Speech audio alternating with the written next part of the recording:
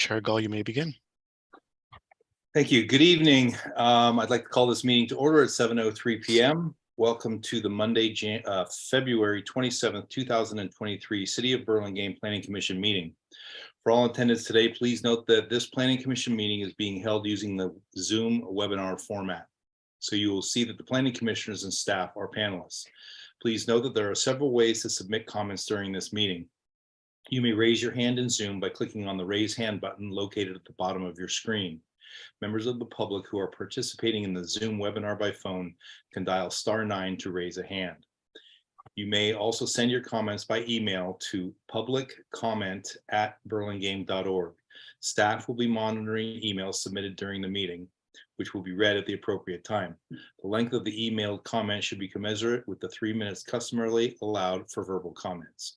If you are an applicant or an applicant's representative, I will ask you to raise your hand when your agenda item is up for discussion so that we may be prepared for you to speak at the appropriate time. We ask that you also turn on your video at that time so we can have more clear communication, simulating the experience we would have if we were in a meeting in person. This meeting is being streamed live on YouTube and will be uploaded to the city's website after the meeting. Agenda item number 2 is roll call. The record should note that all members of the commission are present at this meeting. Agenda item number 3 is the approval of the minutes, and we do not have any minutes to review or approve, so we'll move on to agenda item number 4. This is the approval of the agenda. Are there any changes to the agenda from the staff, and do we have any recusals? And there are no changes for the agenda. Okay, and are there any recusals from the commissioners? Nope. Okay, then we're going to move on to agenda item number 5, public comments, non-agenda. Members of the public may speak about any item not on the agenda. Members of the public wishing to suggest an item for future planning commission agenda may do so during the public comment period. The Ralph Brown Act, the state local agency open meeting law, prohibits the planning commission from acting on any matter that is not on the agenda. Speakers are limited to 3 minutes each. Please speak clearly into the microphone. Do we have any members of the public who wish to speak on any item that is not on our agenda? Do you see any hands, Ruben? I'm not seeing any hands, and there were no public comment emails for non-agendized items. Okay. Seeing nothing or no one, we'll move on to the next item, which are study items. And again, we have no study items tonight. After study, we go to consent, and we have nothing on the consent calendar. So we're going to move right on to agenda item 8, regular action item. Agenda item 8A, 2735 Burlingview Avenue. If you are the applicant or the applicant's representative, please raise your hand so that we may be prepared for you to speak at the appropriate time. If possible, we ask that you also turn on your video at that time. Were any commissioners not able to visit the project site, or do any commissioners wish to note any ex parte communications regarding this project?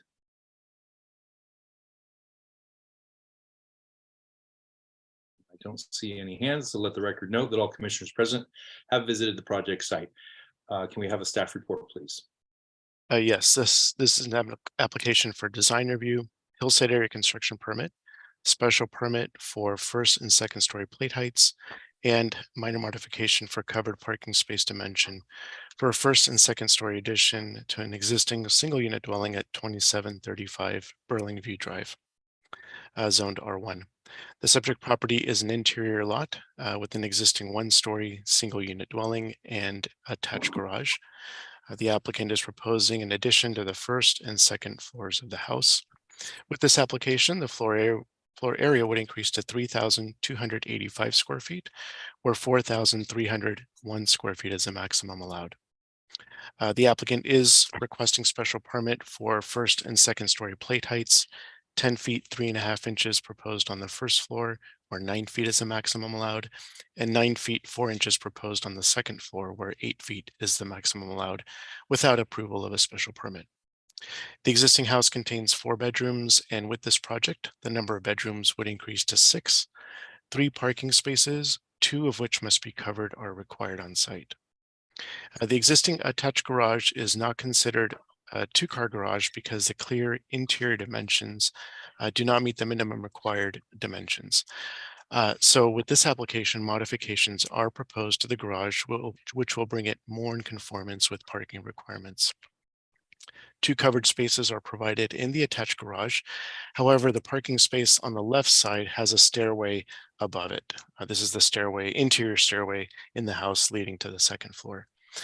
And so the parking space for that space measures only 16 feet 2 inches in length, where 18 feet is required. So the applicant is requesting a minor modification for a 10% reduction in the covered parking space length. And uncovered space is provided in the driveway. At the Planning Commission Design Review Study meeting on January 23rd, the commission recommended that story poles be installed. The applicant submitted a story pole plan and story pole certification dated February 14th to show or to confirm that the story poles were installed correctly. Let's see, there were no changes made to the project since the design review study meeting. Suggested findings for design review, hillside area construction permit, special permits, and minor modification are found on page 3 through 5 of the staff report. I would point out that since preparation of the staff report, there were 2 received after submitted. One was from Tim Radines, the project designer, and one was from Albert Ho, the next door neighbor. So you should have copies of those. At this time, I'd be happy to take questions of staff if you have any. Thank you, Ruben. Are there any questions of staff? I do not see any hands, so I'm going to open the public hearing. Would the applicant please step forward and state your name and anything else you'd like to add about your project?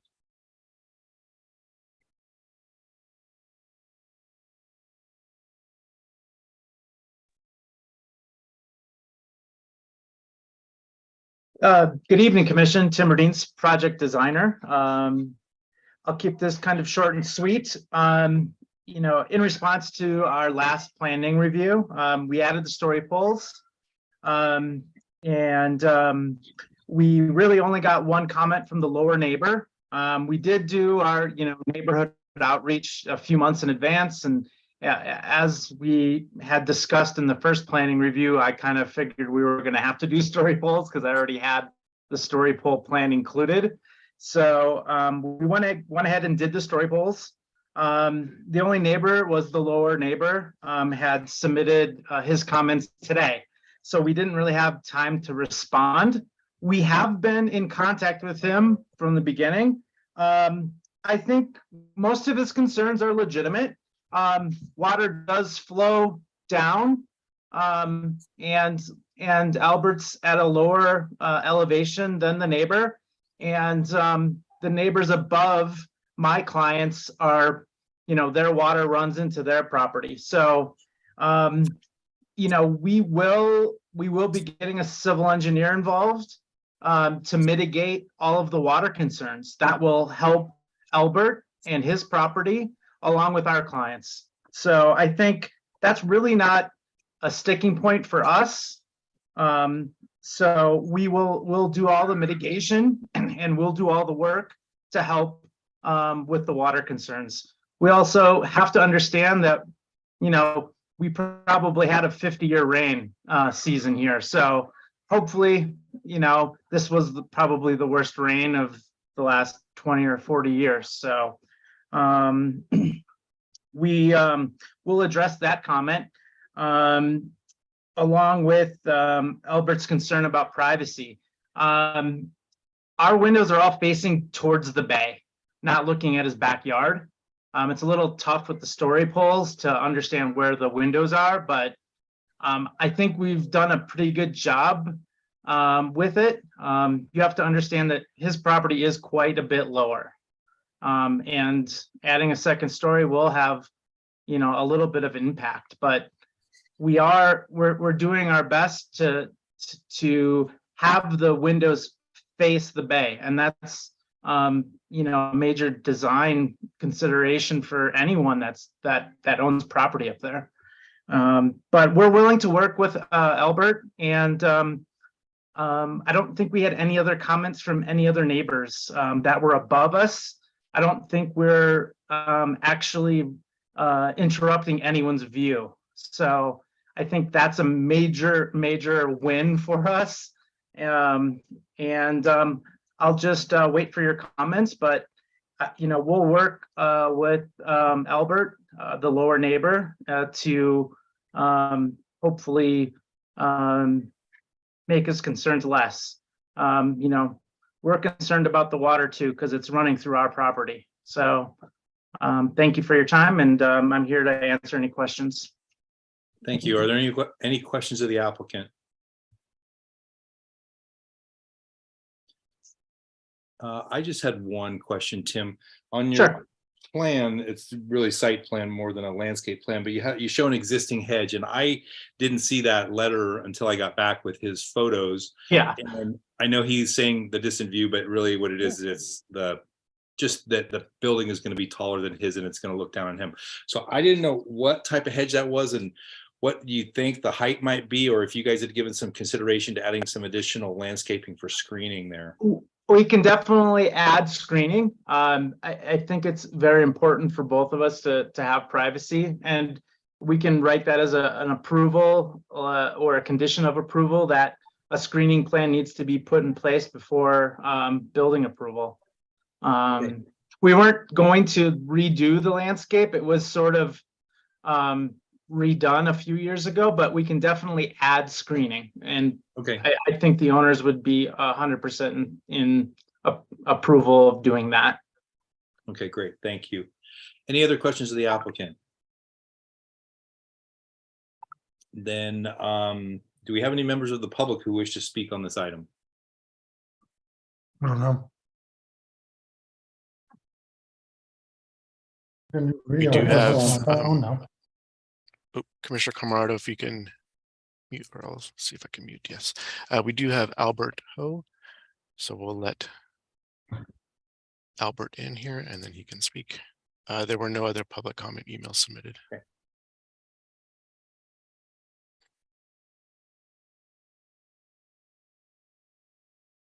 Albert, Hello, you can go ahead. Can you hear me? Yes.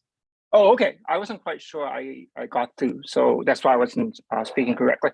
So I sent in my objection to the permit, and I explained the 2 points. One is the water situation.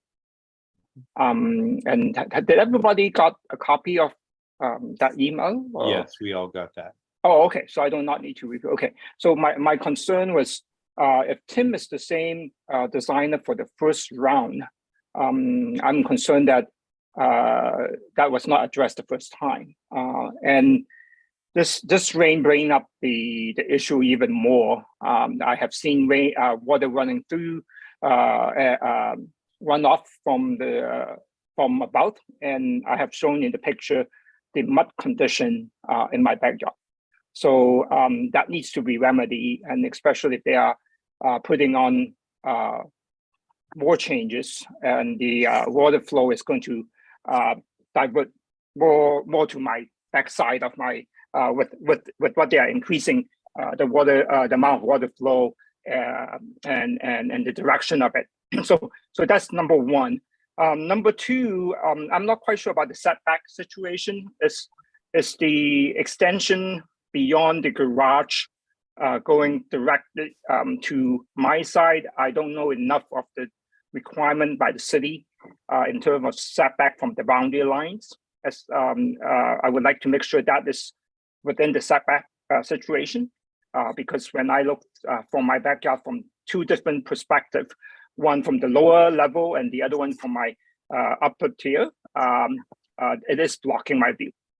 Okay, so that's a concern in terms of when I move into the neighborhood, that's what I'm looking for. It's kind of not buildings or surrounding me. So that's my concern.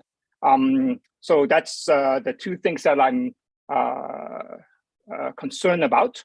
And if they have the right design to correct for this water situation running down, and in fact, my backyard right now with the fence is also slightly damaged with all the water flow that came through. So if they address that, number one, number two, and make sure the setback is within city limits and is not impeding or over impeding my view and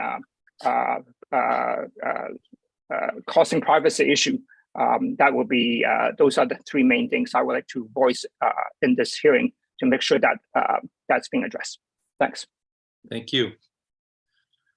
All right, are there any other members of the public who wish to speak on this item? I'm not seeing any. Then I'm going to close the public hearing. Commissioners, any comments?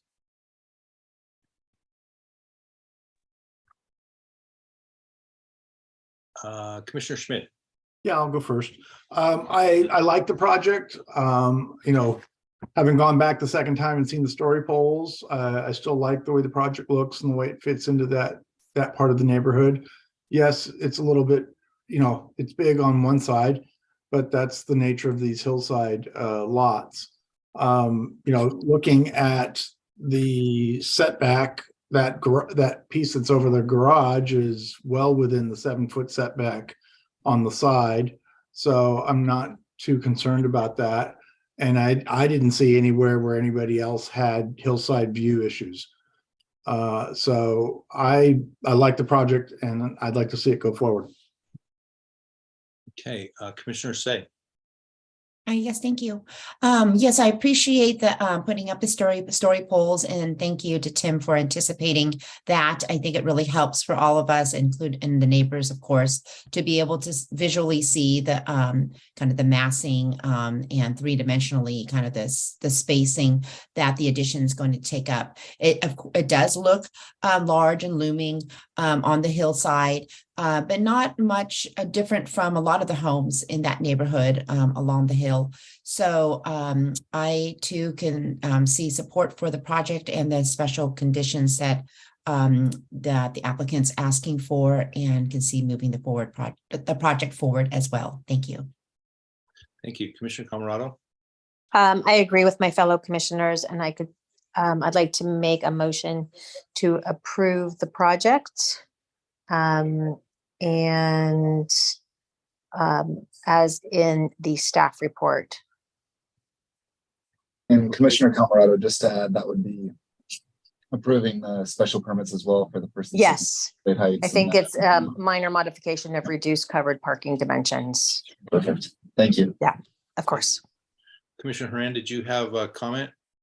I just wanted to follow up on my comment from the previous meeting, which was around the second floor plate height, which was linked really to whether the story poles were going to create a problem for anyone. So because nobody's complained, I'm okay with that second floor plate height exemption. Okay, thank you. Commissioner Camerado, on your motion, I'm wondering, should we address the privacy issue with the neighbor as well as the drainage issue? Yeah, I think we should. I think we should add about the additional trees or foliage or whatever they want. But I think, isn't that something that the neighbor and the applicant can actually try to work out, or do we need to put it in our motion? Well, I think if we put it in the approval, then we're sure it's going to happen. So- Okay, so I would add that the applicant make sure that the drainage is accurate for that site, as well as some additional trees for some privacy for the neighbor below. Okay, I'll second that motion. So we have a motion by Commissioner Camerado and a second by Chair Gall. Vice Chair Foth, did you have a comment? No, I was just going to make sure those got read into the motion. So thank you. I have no other comments. Okay, Commissioner Lowenthal, did you have a comment? Yeah, my comment may be addressed to staff. Is civil drainage really in our purview? I mean, is that something we should really be having in a motion? It seems like something that'd be handled by the building department as opposed to our purview. Yes, that's correct. Drainage issues, complying with drainage requirements, that will be reviewed as part of the building permit. So there's really no need for a special condition of approval regarding that. However, the screening certainly we can include. Okay. So should we amend the motion? Let's amend the motion to take the drainage out and just add the screening of the trees. Okay, and I will second that again. So Thank you. motion by Commissioner Camerado, second by Chair Gall. Any further discussion on the motion? All right, then can we have a roll call vote, please? Commissioner Camerado,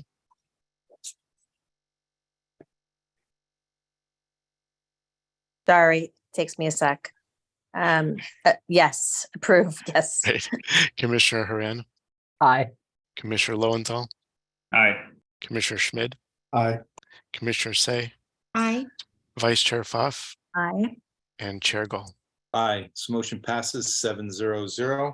An action by the Planning Commission is appealable to the City Council within 10 days of the Planning Commission's action. If the Planning Commission's action has not been appealed or called up for review by the City Council by 5 p.m. on the 10th day, the action becomes final. In order to be effective, appeals must be in writing and must be accompanied by an appeal fee of $745, which includes noticing costs. Congratulations. So we'll move on to agenda item 8B, 1829 Sebastian. If you are the applicant or the applicant's representative, please raise your hand so that we may be prepared for you to speak at the appropriate time. If possible, we ask that you turn on your video at that time. Were any commissioners not able to visit the project site, or do any commissioners wish to note any ex parte communication regarding this project? Commissioner Schmid. Yeah, I'd just like to note that I had a conversation with Yusuf, the property owner. And just he explained what they had been working on and how they had been working with the neighbor behind. Great. Thank you. Any other ex parte communication? No. Then can we have a staff report, please? Let the record note that all commissioners present have visited the project site, though, and then we'll go for the staff report. Yes, the applicant is proposing a first floor addition at the rear of the house, which includes a 210 square foot loggia and a new 632 square foot second story addition.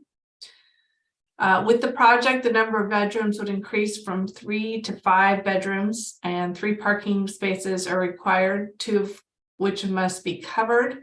And these are both provided on site in the attached garage and the driveway leading to the garage.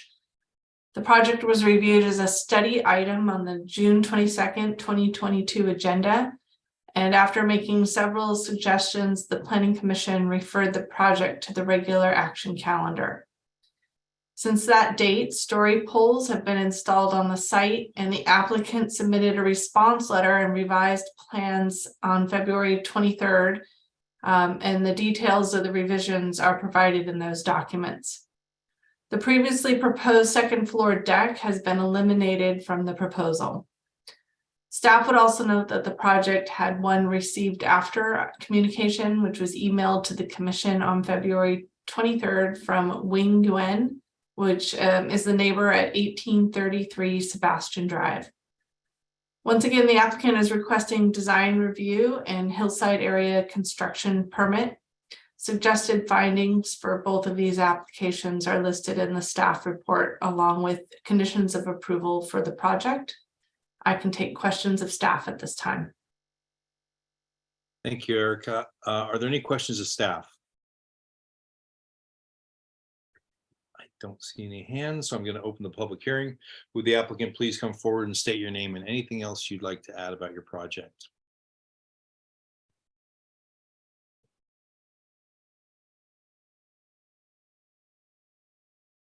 Good evening, Commission. Tim Rodinz, project designer. Again, in response to your comments and also the neighbors' comments, we had the story poles up. We reduced them to only being a foot higher than the existing ridge. This was due to kind of the rear neighbors' concerns about the distant views. I believe Yosef, who's the property owner, has been in very good contact with him. I have not personally been in contact with him, but Yosef has. I believe he had said he approved it. We will definitely see if he comes up on tonight's meeting, but Yosef said that he had confirmed with him directly. So I think that's helped. We've made a bunch of concessions, removing the second floor deck. In that 3D, on the right side, that would be looking at the neighbor to the north. On our 2D drawings, those are shutters. Those are not windows. So it'd be the other elevation as we're looking at it. Because that would be the neighbor 1833 33 has a concern about privacy. Those windows are shutters. There would be false windows. So they will not be windows on the second story dormer.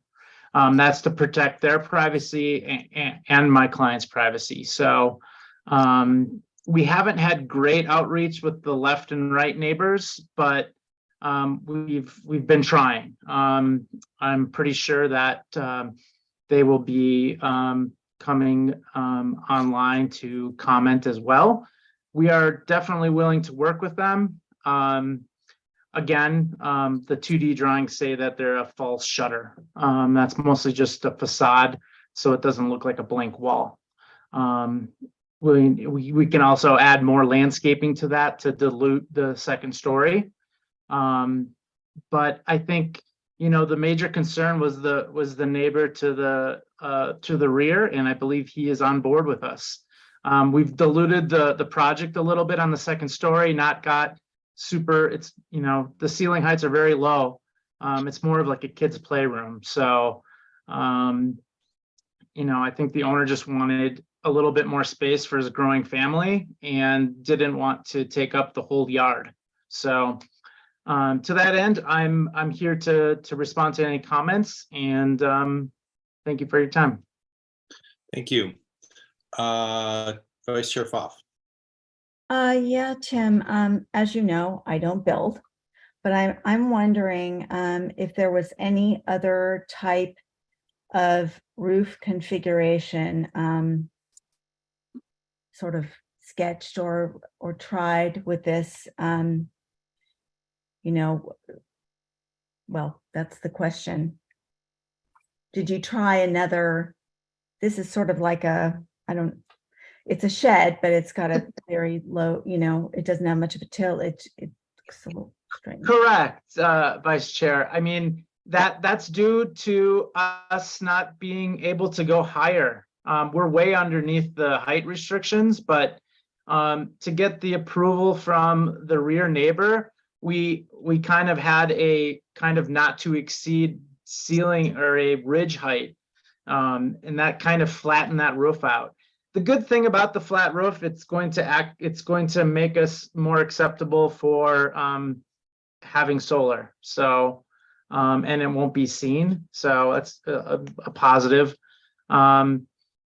But it's mostly due to because we need at least enough height in the second floor. So we have to have a flatter dormer. I don't think it's going to look, I think it's going to look fine. I know the 3D is a little bit cartoonish, so it kind of throws off the actual, you know, architecture of it a little bit. But again, I think it works. Can I ask one more through the chair, please? Sorry, can I ask one more?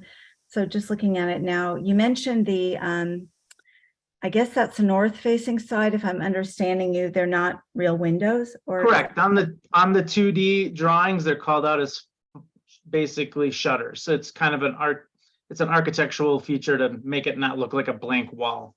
Okay, so is there some ability maybe to make that, and again, I'm not an architect, so I'm just thinking out loud, to make that actually, to change this roof into really I guess you call it a shed roof, but with lower on the side where you call out the fake shutters and a little higher on the other side. So it's not a sort of a flat airplane look, but I guess a shed roof, higher on one side, lower on the other. I mean, I'm thinking out loud what could look better, I guess. I'm just gonna say it.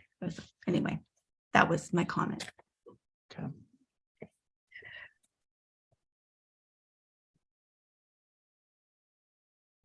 Okay, any other questions of the applicant? No, all right. Then do we have any members of the public who'd like to speak on this item?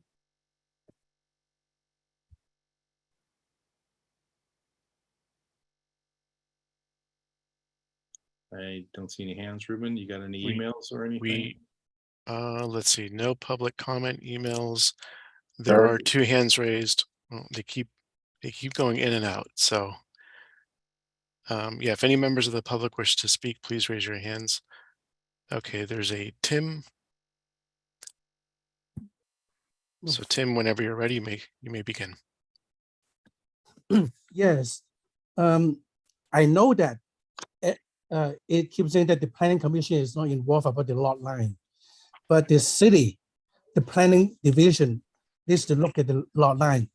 And then since the last meeting, we have raised that question that the survey report submitted by the applicant is inconsistent with the county record and the actual physical building. And then it said 5.5 feet 7 inches from the borderline to our building, but actually it's 8 feet, approximately 8 feet. So that is, everybody is busy. The planning commission is busy, but we should not ignore that question. We should not just planning, the city should look at it. The county record should look at it. And that's my question. And number two is the window. It said it's a shutter instead of window. What if 1 year later, they change the shutter into the window, and then it'll be 1 year later, it'll be another story. So the planning commission needs to enforce that one. Make sure that it will shutter instead of window.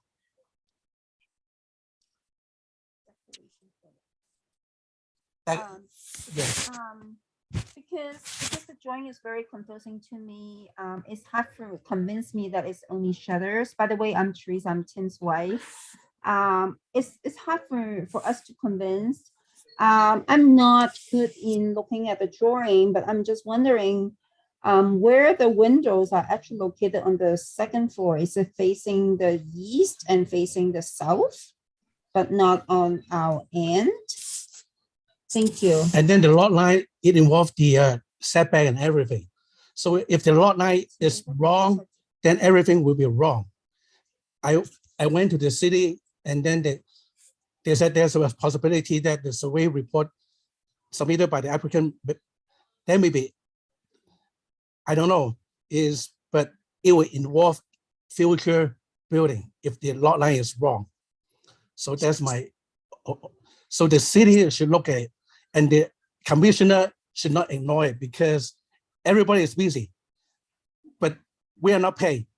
And so okay, thank you. Okay, thank you. Are there any other members of the public who wish to speak? Christine Lee.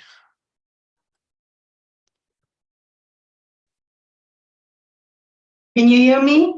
Yes. Hi, good evening. Yeah, I have a kind of same question as Tim and Teresa. The window, the architect says is shutter. So then is that windows going to be only facing on my side? And that's probably openable window, right? And then also property lot line is big concern for my side and his side too. So I don't know how to correct this, because I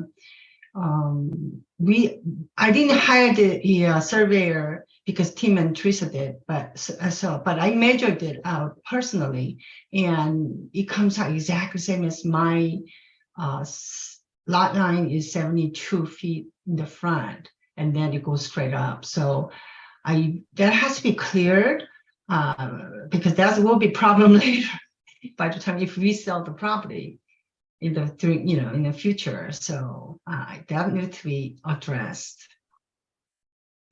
Those are my two concerns. Thank you. Thank you. All right, are there any other members of the public who'd like to speak on this item?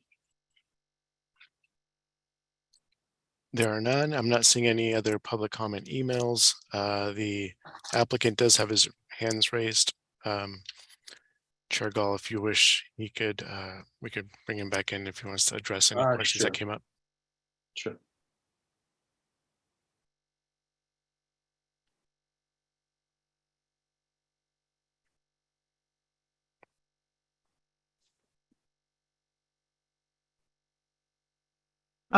Good evening, Commission. Just a quick note. to the comments from Tim, who's at 1833. They also got a very seasoned surveyor. I think both of the surveyors and the owners can work it out themselves. Brian Taylor was their surveyor, and we used Quiet River. They're very seasoned in Burlingame, so I think that's not really a concern of the planning commission. It's more of a neighborhood or a neighbors kind of review. So I just think they're creating items to kind of get us off track. So I wish it was easier. Doesn't seem like there's much issue, but I think that's something that they can work out together. They have two very capable surveyors, and they can figure it out themselves, I think. That's really it on my end. Thank you. Okay. Thank you. All right, then I am going to close the public hearing. Commissioners, any comments? Actually, I'm going to start just because I did look pretty closely at both of the surveys. There is a cap and a rebar set. Both of the surveys show that that is on the property line. I think the discrepancy is in the survey that was provided by Quiet River by the applicant. It shows the house footprint being 5 feet off of that property line. I think the agreement is that the property line is in the same place, but the applicant's survey shows a house footprint 5 feet off, where the neighbor's survey shows it as, I think this is too small for me to read now, but it's about 7.5 feet. And I think what happened is that Quiet River used the roof eave as their reference point from the property line. But the property line is in the same spot on both surveys, and the house is within the setback. So I don't think there's an issue there. And I think that Tim is correct that if they want to get the two surveyors together, they can iron it out. But I believe it's just because of where Tim shows the house footprint being 5 feet off the property line, and it's probably the edge of the eave, not the house footprint. So I'll keep going on my comments. I'm glad that the applicant was willing to work with the neighbors and lower the plate height and the ridge height of the second floor roof. In my humble opinion, it's probably not the most attractive addition I've seen, but it works. And I don't have any objection to it because I think that the shuttered windows will work. That is a condition of approval. So if those ever were changed, that the neighbor could come back to the planning commission or the building department. But I'm glad that they were able to work it out, get in a little bit of additional room and stay within the height limit and not block any of the distant views. Commissioner Haran. Thanks, and thanks for researching the property line. That was helpful for me. I think they've come a long way to address the concerns that we heard originally. And the shutters, I think they're allowed to have windows on the second floor. So I think it was quite neighborly to not put windows on that side. I don't think that's a requirement. So I'm happy with where they've landed. And as long as the uphill neighbor doesn't think their view is blocked, I'm open to approving this project. Thank you. Vice Chair Pfaff. Well, I'm coming from a different direction. I'm sympathetic to the architect and the neighbors all trying to work together, but I think this looks, and it's not your fault, but I think it looks an awful lot like things we would see before design review. And I don't think it looks good. And I'm trying to think, but I'm hampered obviously by my non-skill as an architect. I don't understand why, if they're not going to have windows on the one side, then why even bother? Then why not consider a tilted roof where it's tilted the other way? And so it's tilted at an angle and there are no windows on the other side, and it comes up further, up higher, because they certainly they're way below the limit on height. That they have a real pretty modern view off the one side. And honestly, with all due respect to the neighbor over on the other side, that is quite a ways from there. I think there was a pool over there, something I can't remember. It's really quite far away. And a person is only so tall. So I would love to find another solution. I just find this, I don't know, just very unattractive. I'm sorry to say. It's my opinion. Okay, thank you. I see Planning Manager Hearn has his hand up. Yeah, just as this discussion progresses, if you do end up with a motion to approve regarding the shutters, staff would recommend that you add a separate condition of approval regarding those shutters, because it will get lost on the plans. That way the condition of approval gets recorded with the property, and it's just flagged a lot easier than just having to look at the plans. So, okay, thank you. thank you. Commissioner Schmidt, I see your hand up. Yeah, I actually, I agree with other commissioners that it's not the most attractive solution, but it's an effective solution. And I think that any changes to the roof mean more height upward, which then impacts the guy uphill and or the right or left neighbor.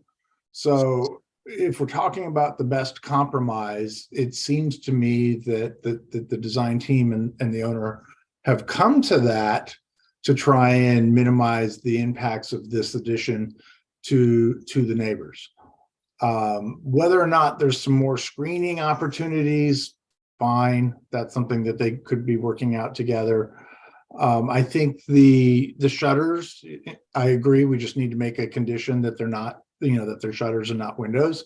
But I think that given the use of that room, they don't really want windows on that side anyway. So I think it works. So and I appreciate that they put the story poles up. I couldn't even see the story poles from the street when I was out there, and I was out there for quite a while. So I don't see a huge negative impact here. So I'd like to see the project move forward.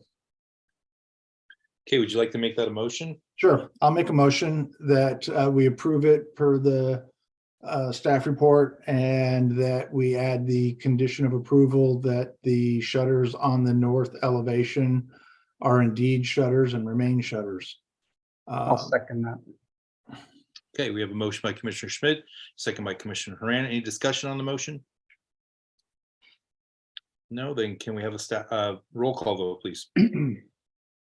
Commissioner Camerado, Aye. Commissioner Haran, Aye. Commissioner Lowenthal, Aye. Commissioner Schmidt, Aye. Commissioner Say, Aye. Vice Chair Foff, No. and Chair Gall. Aye. So the motion passes 6-1-0. An action by the Planning Commission is appealable to the City Council within 10 days of the Planning Commission's action. If the Planning Commission's action has not been appealed or called up for review by the City Council by 5 p.m. on the 10th day, the action becomes final. In order to be effective, appeals must be in writing and must be accompanied by an appeal fee of $745, which includes noticing costs. Congratulations. That will bring us back to our regular action item 8C 2812 Rivera Drive. If you are the applicant or the applicant's representative, please raise your hand so that we may be prepared for you to speak at the appropriate time. If possible, we ask that you also turn on your video at that time. Were any commissioners not able to visit the project site, or do any commissioners wish to know any ex parte communication regarding this project? Yeah, Chair Gall, I was absent at the first go around on this, but I did watch the video. I did visit the property, and I am all caught up on the notes. Thank you. Thank you. I also met with the neighbor across the street and up the hill, and they were Terry Roberts at 2829 Rivera Drive, and he allowed me into his house to view the story poles from his living space. Vice Chair Foff? I too had communication with Terry Roberts and his wife. And Commissioner Say. Yes, I communicated with Mark Sherwood and Terry Roberts, and both of them had told me that it was no longer necessary for me to come and visit their homes. Okay. Thank you. Then let the record note that all commissioners present have visited the project site. Can we have a staff report, please? Yes, the subject property is an interior lot that contains an existing one-story single-unit dwelling with an attached garage. The applicant is proposing a second-story addition. The existing house is 3 bedrooms and with the proposed project would increase to 5 bedrooms. There are 3 parking spaces required on site, 2 of which must be covered, and these are all provided on site in existing conditions. This project was reviewed by the Planning Commission at their January 9th hearing. After a suggestion regarding exterior materials and a request that story poles be installed and certified, the Planning Commission referred the project to the regular action calendar.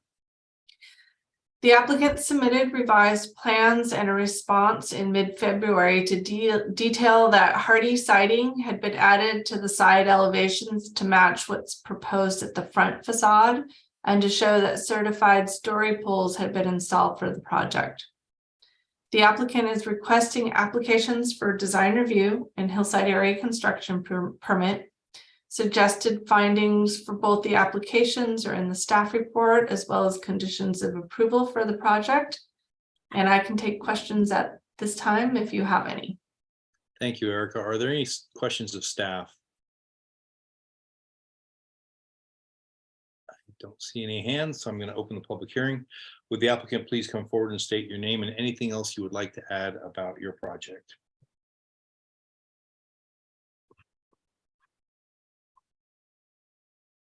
Oh, yeah. Robert Medon, I'm the project architect. And as noted, we changed the design to include siding. And of course, story poles were added. And I think those are the list of all the changes we made. And I'm here to answer any questions you might have. And the owners are here too. Thank you. Are there any questions for the applicant? Commissioner Schmidt. Yeah, I was just looking at the rendering and trying to cross-reference with the drawings. I'm assuming the large tree that's out in front is remaining. It's just been artistically removed from the rendering so that we can see more of the architecture. Correct. Got it. It's more of a graphic representation than anything, but the tree is to remain correct. Got it. Thank you. Vice Chair Pfaff. Yeah, regarding the tree, I already mentioned that I think it's a great tree. It is I have had a conversation with staff, and it and many trees of that type seem to be the original street tree, I believe, for the that part of the subdivision of the Mills Estate, and so they are kind of recessed onto properties.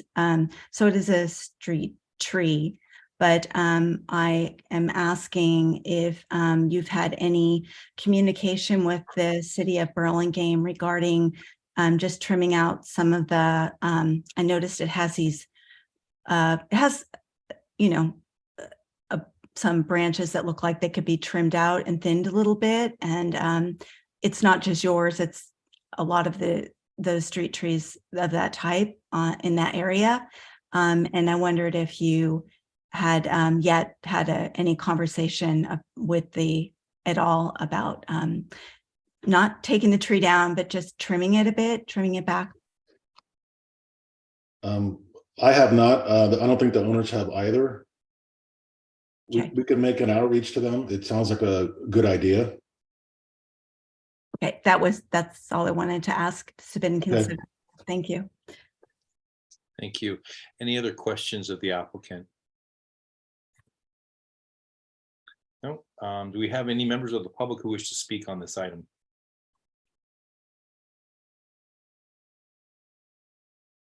Not seeing any hands raised, but I believe we did get a public comment, which Erica will read into the record. Yes, this is from Mr. Bruce Thompson of 1600 Granada Drive, Burlingame. I object to the second story addition at 2812 Rivera Drive. I'm a daily walker and most days walk down Rivera Drive. The story poles alerted me to the plan to add a second story. The hillside overlay zone code states development shall be designed to preserve existing distant views and is specific to the homeowners on Rivera Drive. The second story addition impacts those of us who walk down Rivera Drive. It becomes apparent that as one walks down Rivera Drive, the view of the airport and the bay above 2812 begins to disappear. And when you pass the home immediately west of the water towers, the airport and bay view is completely blocked. While the code is specific to Rivera Drive homeowners, I ask that consideration be given to those who walk through the neighborhood and from many vantage points enjoy and appreciate the views, which express the character of our neighborhood. There is a code that is specific to downhill views. Mills Estate homeowners are well aware of it. Why should anyone be deprived of it? Thank you. Any other public comment? No, that's it. No. I'm gonna close the public hearing. Commissioners, any comments?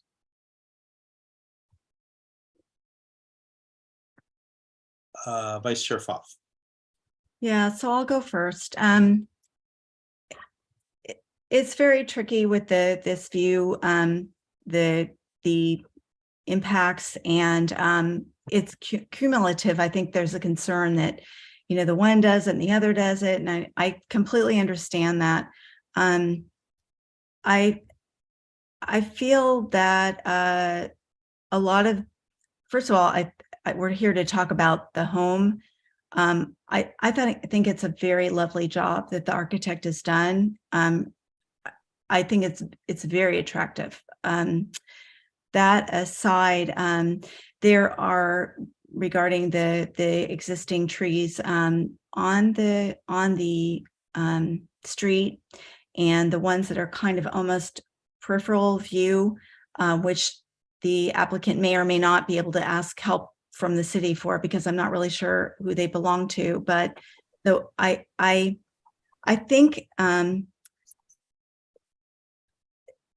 there's not enough blocked from what I saw from the two views that where I visited, where I think it goes beyond just hiding really an obstruction of the view of maybe part of the hotel. And I don't know really how narrowly we should see the definition of a view. The bay certainly is there. I think the issue is more cumulative, and I think this project is done about is beyond not doing a project at all. I am one that has space. I think it was done really pretty well, and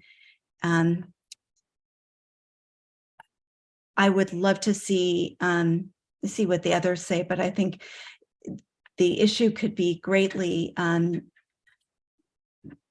mediated by some of the neighboring trees that go down the streets, the water tank one, and then there one or two others that really could be trimmed out a little bit by the city when they're done grinding up a bunch of trees that have fallen over. I mean, they're busy, so I don't want to give them a new job, but they look like they're not tall trees at all, and they, at least those aren't, and they look like they really could be cleaned up and help everybody there.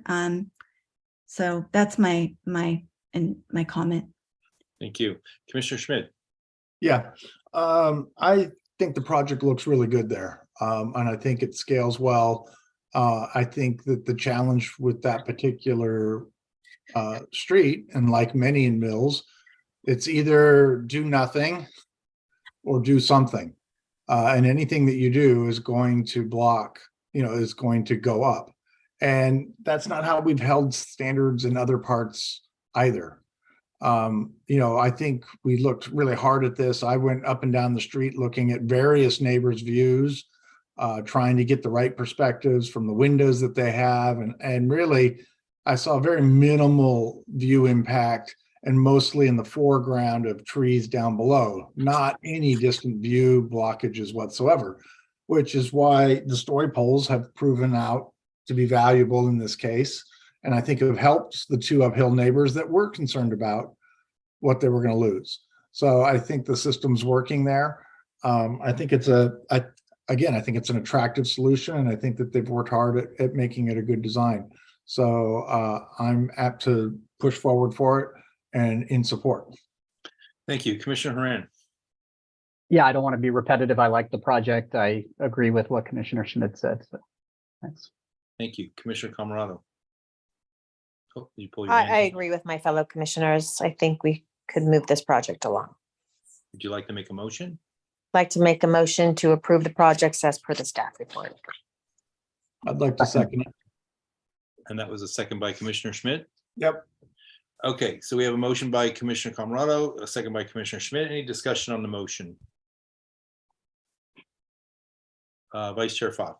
Yeah, simply, and I don't actually know how this could transpire exactly but they are, the trees are going to really help a lot to get some of the dead branches cut out of there, and both by the water tank. Is that called a water tank? I don't know. Well, that is actually not part of the project, and that's a city tree, if I'm not The mistaken. city, yeah, it's a County city tree so- thing, but yeah, that's true. But on their property is the same tree. They're all city trees. So I'm just wondering, I don't know if that can be part of this, or like it belongs to the city. So I don't know if it can be linked, maybe not, but there needs to I be. will let the city attorney answer that question. That would be handled by the Parks Department. They would be able to make any. But it would not be part of the approval of this project. No, it wouldn't be part of the approval. Okay. Okay. Planning Manager Huron. Yeah, I was going to add too that the Parks Division does have a tree trimming program. I know they're busy, as Vice Chair Pfaff mentioned, that they're busy with a lot of other major trees coming down and that sort of thing. But they do have a tree trimming program where they come through different neighborhoods. I don't know what the program is for this neighborhood, but they do come through, thin out the street trees. Perhaps as was I think mentioned earlier, either the homeowner can call the Parks Division. Perhaps maybe they can come out and do a special tree trimming, if they can work that into their plan. But otherwise, they do have a program to address the tree trimming. I think Vice Chair, I'm sure, knows. So thank you. Okay, thank you. So we have a motion by Commissioner Camerado and a second by Commissioner Schmidt. Can we have a roll call vote, please? Yes, Commissioner Camerado, Aye. Commissioner Haran, Aye. Commissioner Lowenthal, Aye. Commissioner Schmidt, Aye. Commissioner Say, Aye. Vice Chair Pfaff, Aye. Chair Gall. Aye, this motion passes 7-0-0. An action by the Planning Commission is appealable to the City Council within 10 days of the Planning Commission's action. If the Planning Commission's action has not been appealed or called up for review by the City Council by 5 p.m. on the 10th day, the action becomes final. In order to be effective, appeals must be in writing and must be accompanied by an appeal fee of $745, which includes noticing costs. Congratulations and good luck with your project. We will move on now to item 8D 2615 Hillside Drive. If you are the applicant or the applicant's representative, please raise your hand so that we may be prepared for you to speak at the appropriate time. If possible, we ask that you also turn on your video at that time. Were any commissioners not able to visit the project site, or do any commissioners wish to note any ex parte communication regarding this project? No, then let the record know that all commissioners present have visited the project site. Can we have a staff report, please? The applicant is proposing to demolish all structures on the site and to build a new 2-story single-unit dwelling and new detached 1-car garage. The applicant is also requesting a special permit for building height, where 34 feet 6 inches is proposed and 30 feet is the maximum without approval of special permit. Planning staff would note that the lot does slope upward approximately 7 feet from the front to the rear yard the rear property line. There is an accessory dwelling unit proposed on the site, which staff has evaluated and determined is compliant with zoning and state law regulations for administrative approval. This project was heard as a design review study item on the February 13th Planning Commission agenda and was referred to the regular action calendar. The applicant submitted revised plans and a response letter to show the commission's suggestions were addressed. The suggested findings for design review and a special permit for building height are included in the staff report, and I can take questions of staff at this time. Thank you. Does anyone have any questions of staff? No, then I'm going to open the public hearing. Would the applicant please come forward and state your name and anything else you'd like to add about your project? Hi, James Chu, Chu Design Associates. The changes were very minor. The tree along the driveway that we install per rendering, and also changing the roof design over the den and adding additional window by the staircase. That's all the changes. Hopefully approve the project. Thank you. Thank you. Any questions for the applicant?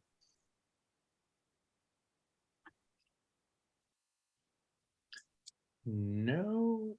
Do we have any members of the public who wish to speak on this item?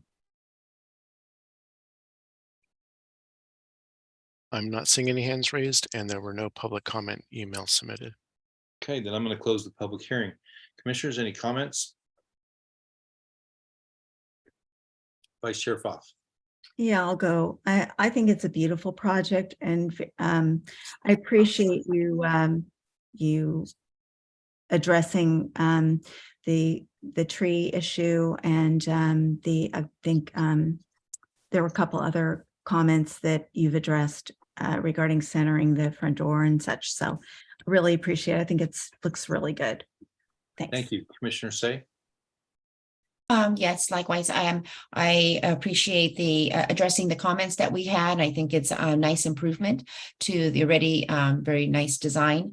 And if there aren't any other additional comments, I would move this to action approval for the conditions on the staff report. I'll second that. Okay, so we have a motion by Commissioner Say and a second by Commissioner Haran. Any discussion on the motion? No, then can we have a roll call vote, please? Commissioner Camarero, Aye. Commissioner Haran, Aye. Commissioner Lowenthal, Aye. Commissioner Schmid, Aye. Commissioner Say, Aye. Vice Chair Pfaff, Aye. and Commissioner Gall. Aye. Motion passes 7-0-0. An action by the Planning Commission is appealable to the City Council within 10 days of the Planning Commission's action. If the Planning Commission's action has not been appealed or called up for review by the City Council by 5 o'clock on the 10th day, the action becomes final. In order to be effective, appeals must be in writing and must be accompanied by an appeal fee of $745, which includes noticing costs. Congratulations, and we're going to keep moving. So we'll go to item 8E, 1549 Los Montes Drive. If you are the applicant or the applicant's representative, please raise your hand so that we may be prepared for you to speak at the appropriate time. If possible, we ask that you also turn on your video at that time. Were any commissioners not able to visit the project site, or do any commissioners wish to note any ex parte communications regarding this project? Let's see, no hands. So can we have a staff report, please? And let the record know that all commissioners present have visited the site. Thank you. This application for design review, hillside area construction permit, special permit, and front setback variance was originally approved on October 12th, 2021. A one-year extension was approved by the Planning Commission on October 1st, 2022. The plan submitted for a building permit included proposed changes to the originally approved plans, which required review and approval by the Planning Commission as an FYI. On the February 13th, 2023 hearing, that FYI was called up for further review by the Planning Commission. The staff report includes the applicant's explanation letter received January 27th, 2023, which gives a more detailed information about the proposed changes, along with some elevations to illustrate what they've proposed. All of the Conditions of approval are listed in the staff report, as well as suggested findings for design review, hillside area, special permit, front setback variance. Actually, I'm sorry, I take that back. All of these items remain the same as they were originally approved. The suggested findings in the staff report are for amendment to design review. If you have any questions, I can take them at this time. Thank you, Erica. Are there any questions of staff? Vice Chair Foth. Yeah, Erica, I couldn't find the, I saw a bunch of drawings. I couldn't find an explanation letter. Or was it just the comments that were written below the little, that was it? Okay. That was it. So there wasn't really anything well, the comments provided a little bit of an explanation of why they decided to rearrange the interior of the floor plans, but there wasn't anything aside from that in terms of the number of windows has changed. In some places it's gone to 4 to 3 or from 3 to 4. And it just stated that they were doing that. Okay, any other questions of staff? Now that I'm going to open the public hearing, with the applicant please come forward and state your name and anything else you'd like to add about your project.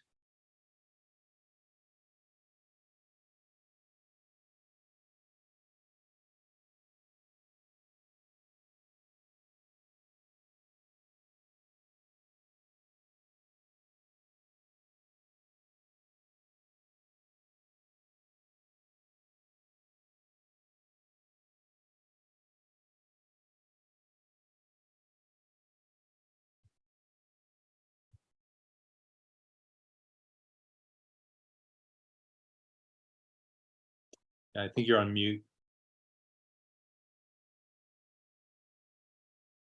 Okay. Can you hear me now? Yeah. Okay. Yeah, the project was approved over a year ago.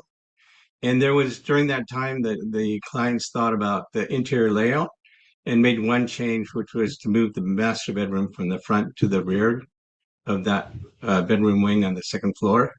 And that necessitated a few changes to the windows on the exterior. And there were a few small other window changes that were made. But the exterior is basically the same.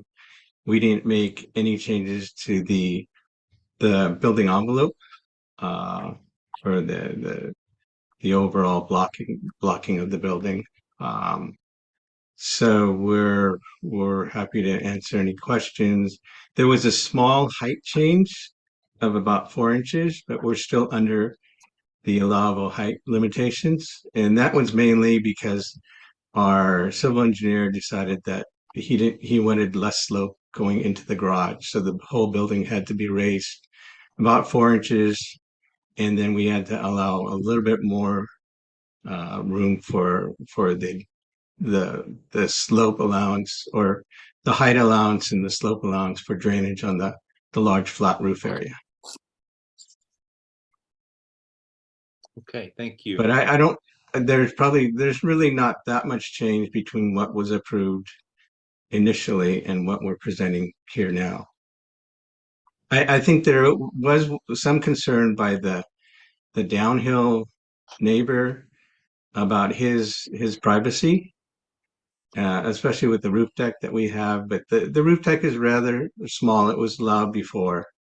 And that roof deck is actually over 25 feet from the property line, which means it's over 35 feet from our neighbor's building. So it's, I understand concerns of privacy, but I don't think that there are that's a big issue in our case. Okay, thank you. Are there any questions of the applicant? Vice Chair Foth. Yeah, so I remember this. I remember this project. I was not on the planning commission, but I do remember the project, and I remember how long it took to get everything all ironed out. And I thought it was a really beautiful project. I really did. The windows, everything. And so the window changes to me, I don't know if they all are related to having moved the bedroom or not, but I don't think it looks nearly as nice, but it's, I mean, it's just a comment that I didn't think it was to the benefit of the project, that rather than the detriment. I didn't know why the windows, the units changed the unit as far as like, 3 large instead of 4 small. I don't have them in front of me now, but anyway, just a comment. Okay. Anyway. Yeah. Yeah. Did you want to respond to that at all, or? I think that to me the window changes were not that drastic. I think when we look at the drawings that you see here, which are just the elevation, the line drawings, they're not as attractive as the 3D renderings that were really more the focus of the last presentation. So that's what you might be seeing is that, hold on just a second, maybe I can show that.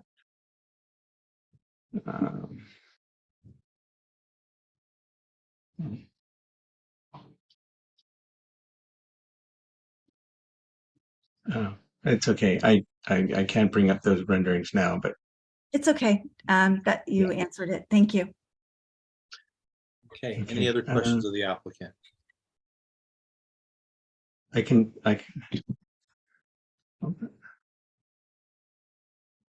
So these are some of the renderings that you might have looked at before. And yeah.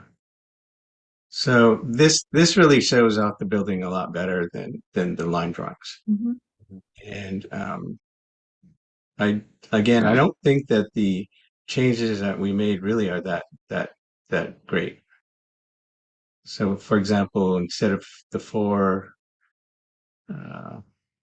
panels here, we made 3 panels. So it's a small, and that matches the 3 panels on the other side. But it's changing like that, really we don't think are that great.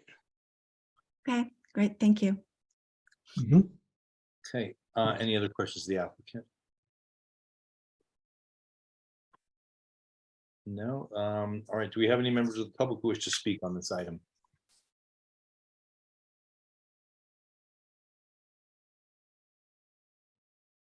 Looks like we have Jill S. You may begin.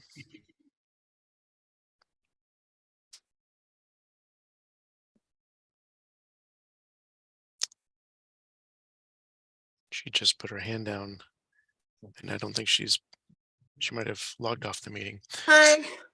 Oh, I'm going to unmute myself. Okay, go ahead. So my lot is we are rear to rear adjacent. So I wonder where the new windows are on the back side of the house, because there were no windows in the original plan. So I wonder where the new windows are. Can you show the new plans on the back end of the house?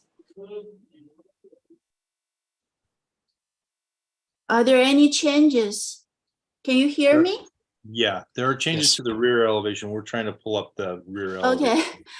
Okay. Yeah, and I also curious about the new windows, because there were no windows in the last plan. If the commenter is done with their comments, we can pull up the rear elevation. Just give us 1 second.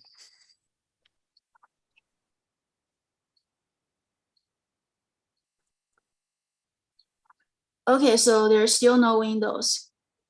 That's correct. There are no windows on the second floor. So how about the height change for the second floor? How much is it? Well, the height, just in looking at the staff report, the height was originally approved at 29 feet above average top of curb, and that is not changing with this proposal here. The changes are to the windows, not to the height of the building. Okay, thank you. Okay. Do we have any other members of the public who'd like to speak on this item? I believe we have some public comment emails, so Erica, I'll let you read one. And then the other public comment email that came in was from the speaker that just spoke now, so I won't need to read that. Okay, this one was received Sunday, February 26 at 8:24 p.m. from Sean Ho. Hi, we received the public hearing notice for 1549 Los Montes Drive. We may not be able to attend the meeting due to our existing schedule. Below is our submission to public comment regarding the proposed amendment to the previously approved plan. Our main concerns regarding the new proposed plans are as follows. Number one, the newly proposed upper floor layout places a bedroom in front of the house where a bathroom is eliminated, and this is the only room that has access to both balconies. This makes the bedroom essentially a living room or common area that has large sliding doors to the decks. Potentially, the side deck would be a gathering or observation area that overlooks our house and our backyard. Number two, we also question why the side deck does not require a special permit. The proposed deck is 195 square feet. Building Code 25.10.035 special permit requirements in the R1 zoning district states that a special permit is required for, quote, any second floor deck or balcony up to a maximum of 75 square feet and or to exceed the minimum required side setback for a second floor deck or balcony, end quote. Second floor decks and balconies shall not be designed as viewing platforms and shall consider surrounding context, including window location of adjacent properties. The proposed deck will be facing our kitchen window and door. Our understanding is that the second floor balcony and deck cannot exceed 75 square feet. We respectfully request the Planning Commission consider the above items. Thank you. Sincerely, Sean and Craig Howe. That concludes that public comment.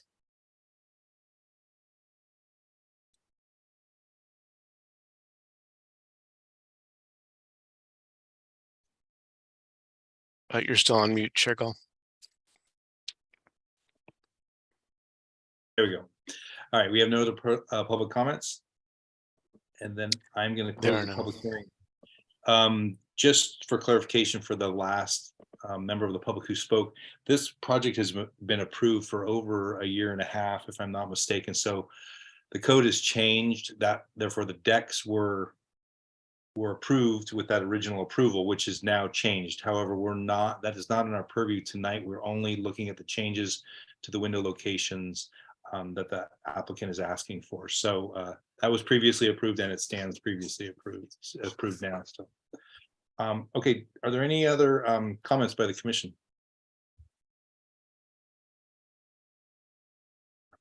Commissioner Schmidt. Yeah, I don't have any issues with the proposed changes and can see approving it. Thank you. And I don't see any other hands, so I'm going to craft that into a motion. And I'll second it. Okay, so I would accept the changes to the plans. I'd make a motion to accept the changes to the plans for the window locations and the project as presented tonight. I'll second that again. Okay, so we have a motion by Chair Gall and a second by Commissioner Schmidt. Any discussion on the motion? No, then can we have a roll call vote, please? Commissioner Camerado? Aye. Commissioner Haran? Aye. Commissioner Lowenthal? Aye. Commissioner Schmid? Aye. Commissioner Say? Aye. Vice Chair Pfaff? Aye. And Chair Gall? Oh, I'm sorry, Chair Gall, you're still on mute.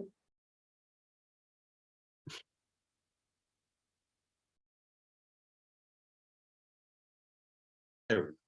Okay. I'm just used to talking with my wife, I guess. An action by the Planning Commission is appealable to the City Council within 10 days of the Planning Commission's action.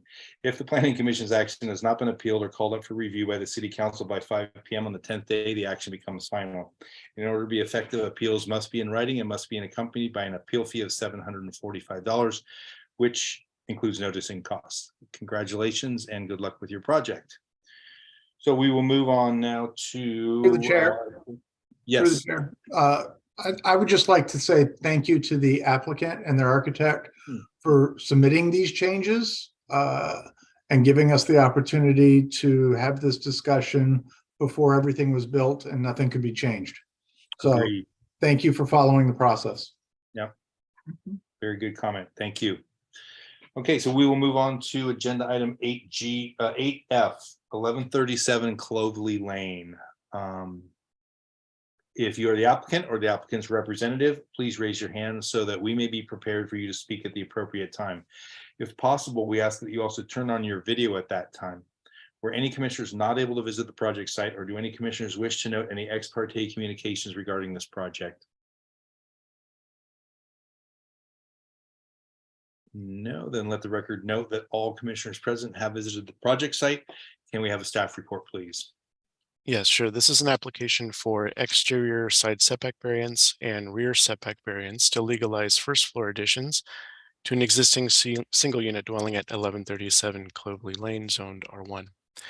The subject property contains several areas of unpermitted work on the structure completed by a previous property owner. In 2012, the property owner at that time began construction on the house without required planning and building permits. At that time, a complaint was received and a code enforcement case was initiated for the work without permits. The unpermitted work included adding a bedroom closet bump out along the right side of the house, or the exterior side of the house, since this is a corner lot. Adding a covered deck at the rear of the house, adding an enclosed connection between the main dwelling and the accessory structure, and an addition to the side of the accessory structure. A second code enforcement case was initiated in January of 2014 for an addition to the rear of the unpermitted bonus room. The current property owners purchased the property in 2022. In June of 2022, they submitted a building permit application for an interior remodel. And during review of the building permit application, staff noted that there were still open code enforcement cases, and at that time notified the property owners that they would need to resolve these prior unpermitted work prior to issuance of a building permit for the proposed remodel. So that's kind of where we are now. The proposed project consists of an interior remodel, removing a portion of the unpermitted addition at the rear of the house, and legalizing the first floor additions along the exterior side and rear of the house. The proposed project is not subject to design review. The house would increase the number of bedrooms from 2 to 3. 2 parking spaces are required, one of which must be covered. One uncovered space is provided in the existing attached garage, and one uncovered space is provided in the driveway. The existing attached garage has a non-conforming clear interior width of 8 feet 6 inches, where 9 feet is required. However, because there are no changes proposed to the garage, the existing non-conforming condition may remain and a variance is not required. So the 2 variances, again, in summary, are to legalize the first floor addition along the exterior side of the house. 4 feet 1 inch setback is proposed, where 7 feet 6 inches is the minimum required, and a rear setback variance to legalize a first floor addition. A 12 foot 8 inch rear setback is proposed, where 15 feet is the minimum required. Suggested findings for the variances can be found on page 3 of the staff report. I believe the applicant and property owner are here, but I can take questions of staff if you have any at this time. Thank you. Commissioner Schmidt, you have a question of staff. Yes, I do.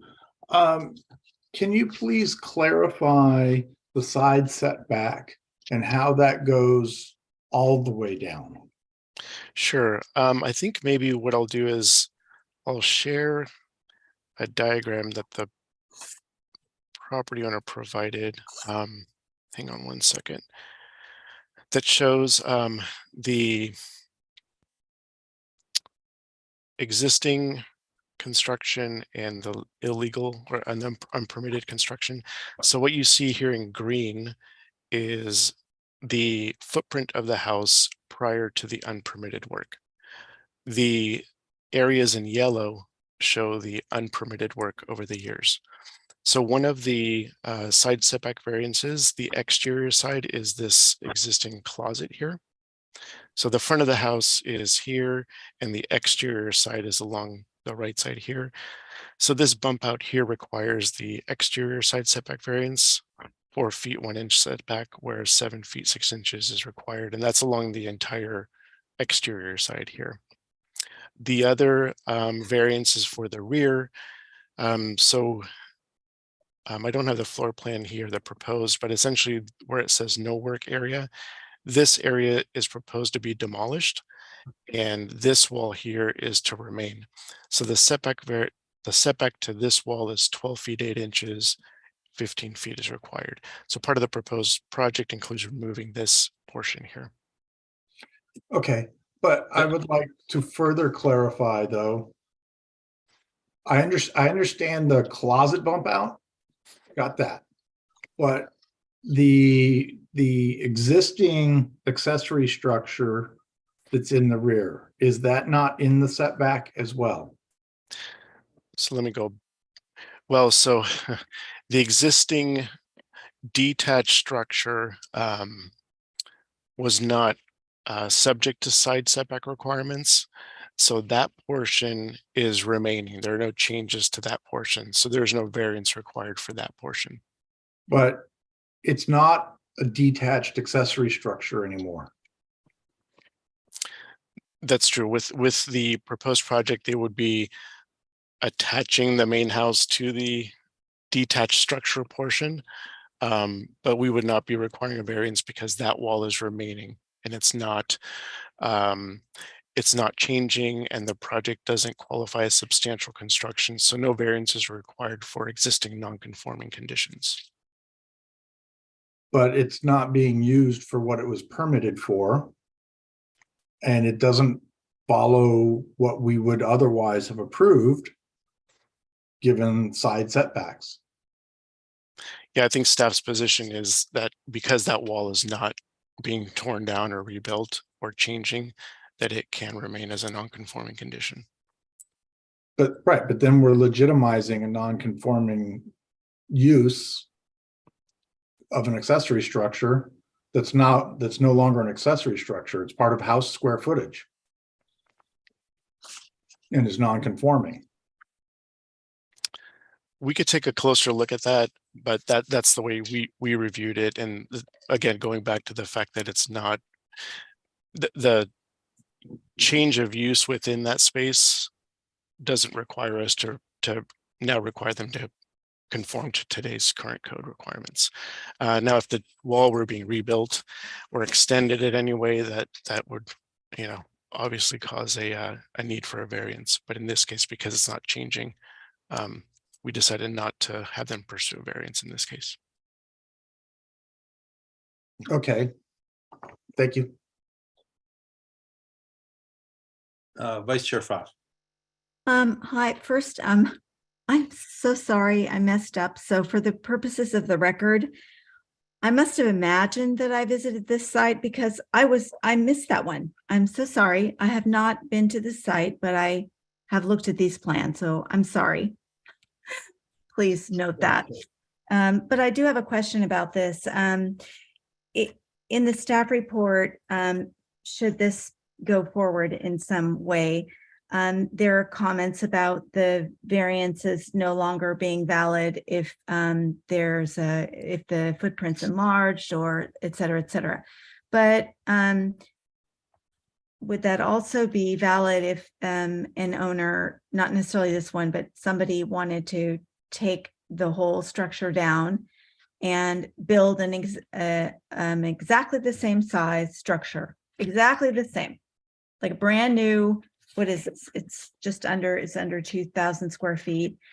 Would that also be the same, that they could no longer, like, you know what I mean? That's not written here, so. Right. No, yeah, no, that's correct. If someone were to come in and propose to demolish the entire house, all of the variances and non-conforming conditions go away. The new structure would have to comply with the code that's currently in place at that time. Okay, thank you. I had one question also on this.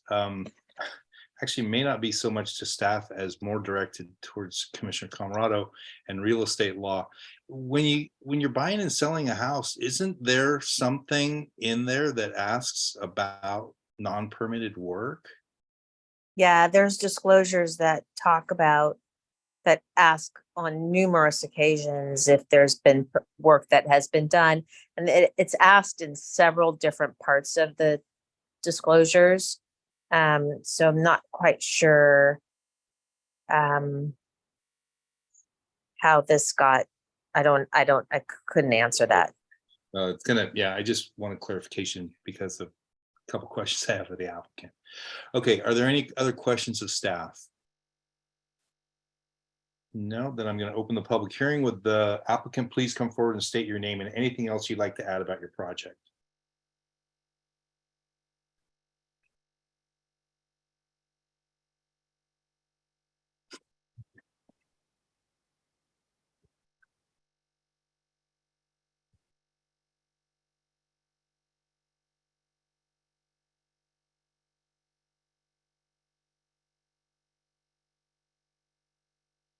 Hi. Hi, I'm good evening, Chair and members of the Commission Committee. I'm So from Eno. I'm the applicant, and I would like to add some highlights for the project. So all the permitted work was completed by the previous owner, and the closet addition allows the owner to create a home office space in the front backyard, in the front bedroom, while retaining the use of the closet. So the addition is relatively small, and there is no complaints or comments since they were built 10+ years ago by the previous owner. And for the accessory structure, we remove the left portion.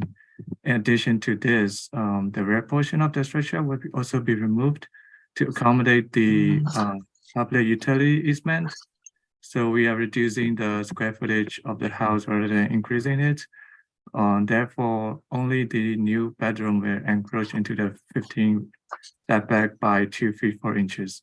So if that portion is removed, it will result in odd room shape and reduce the usability of the bedroom. So, and this section is now visible from the street, so it is now disrupting the character of the neighborhood if we are able to retain it. And finally, the building will be compatible with the aesthetic of the existing neighborhood because it matches with the existing architecture of the neighborhood as well. And I'm here to answer any questions that you may have, and thank you for your time today. Thank you. Does anyone have questions for the applicant?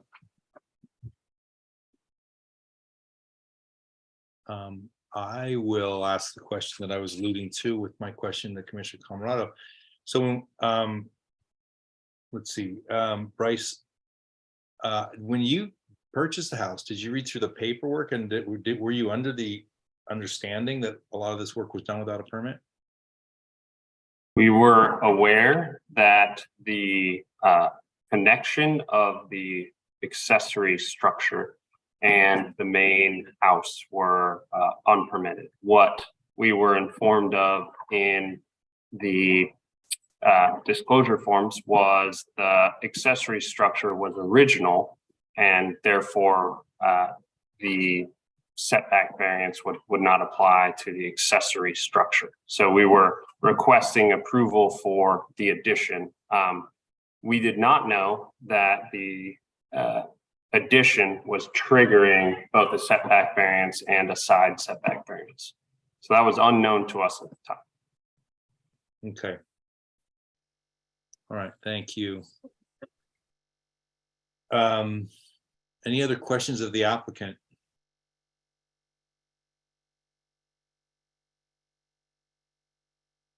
No? Okay. Then is there any member of the public who'd like to speak on this item? I am not seeing any hands raised, and we did not receive any public comment emails. All right, thank you. I'm going to close the public hearing. Commissioners, who would like to start a discussion? Commissioner Schmidt. Yes. I'm really not in support of this project or legitimizing these changes. I think that the accessory structure should be an accessory structure, and if it's connected to the house, it's a house addition. So I feel that the encroachment into the side setback is wrong, and it doesn't really go with any of the other houses in the neighborhood along that street in the way that the setback works. I don't agree that the accessory structure really matches the house in any way, and it doesn't really add any value to it. And since the only thing that's really being done here is interior work, that wouldn't change as a result of this approval. So I think that the attachment to the accessory structure really makes it part of the house. And if it's going to be part of the house, then it should be treated as such, and it should follow the setback rules, and it should actually look like the house. Similarly, the closet, it doesn't look good. And again, it's in a setback area that is meant to be there, and you see that rhythm along all the other houses on the street. So I don't see that we should legitimize that either. So I'm not really in support of legitimizing the unpermitted work. And then that goes without even knowing that any of that work was ever inspected. So if we legitimize it and say it's fine that it's as is, we're then also taking into the risk that that work has never been inspected, and we're just pushing this one down the downstream. So I don't think this is a good thing. Thanks. Thank you. Commissioner Camerado. Yeah, so I don't know if it's even possible or if staff has looked at this. Is there a way to make that addition or that room that's attached become a junior ADU? And does it fit the criteria for a junior ADU? And I'm not sure that that's what we want to do, but I'm just kind of trying to think outside the box here. So, because a junior ADU can be attached to the house, right? I think that's good feedback for the applicant for something to look into. It's not something that we can really discuss here just because the discussion is out of our purview. But I think that's great topic to bring up for the applicant to be able to look into. Okay, thanks. Okay, Commissioner Lowenthal. Yeah, thank you. This is a tough one. I hate to handicap a new owner if they may have been misguided during the sales process. Obviously, there's legal remedies they can do there, and that's not really our purview. But what I'm more concerned about is what Commissioner Schmidt alluded to, is the building inspections. As a contractor myself, I'm concerned that this is even done to any sort of sustainable way, considering what it looks like. It doesn't look that great from the outside. I have a feeling that the foundational support, the framing, the electrical, the plumbing is probably not to code. I guess I don't know how to put it. I guess I would be more willing to look at a project like this if there was some sort of pre-building inspection done to kind of see the validity of the existing structure. If they happen to pour footings and do foundations that match today's building codes and wasn't dangerous, then maybe I'd be a little bit more willing to accept the planning part of it. But I don't want to go down the road like Commissioner Schmidt said, where we feel bad for the owner, but then we put them actually in a dangerous situation where they're remodeling a structure that really isn't safe. And I'm not sure how that actually works. I guess in the building inspection process, the inspectors would come and say, unfortunately, you have insufficient members or foundation. I'm assuming a structural engineer would also find that out as well. But I kind of feel like a structural engineer needs to give a point on this before I'd be willing to approve it. Thank you. Commissioner Say. Yeah, I agree with what Commissioner Lowenthal was just saying. I don't know if this is a question for staff, but I understand, I believe that the building department does, not regularly, but has carried out such post-construction inspections of projects or parts of projects that were not built with a permit. So I don't know if this could be made, if we were to move the project along, if this could be made as a condition of approval or might be required anyway by the building department. But I was just wondering how much of that do you feel would be applicable to this project if we were to move it forward? Because I'm concerned as well for the life safety issues. Sure.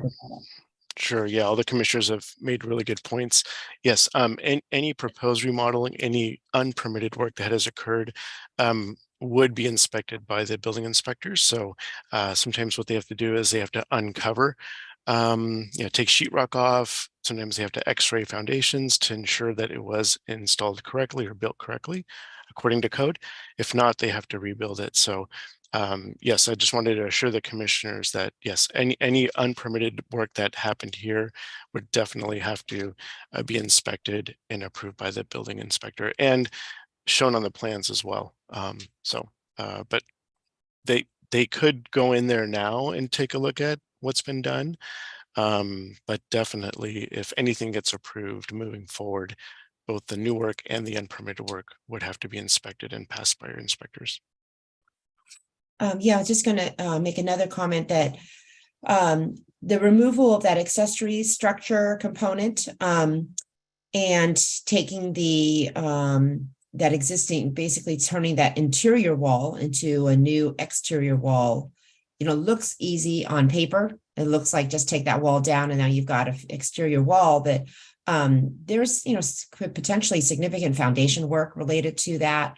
And construction of that wall properly as an exterior wall, finishes and everything.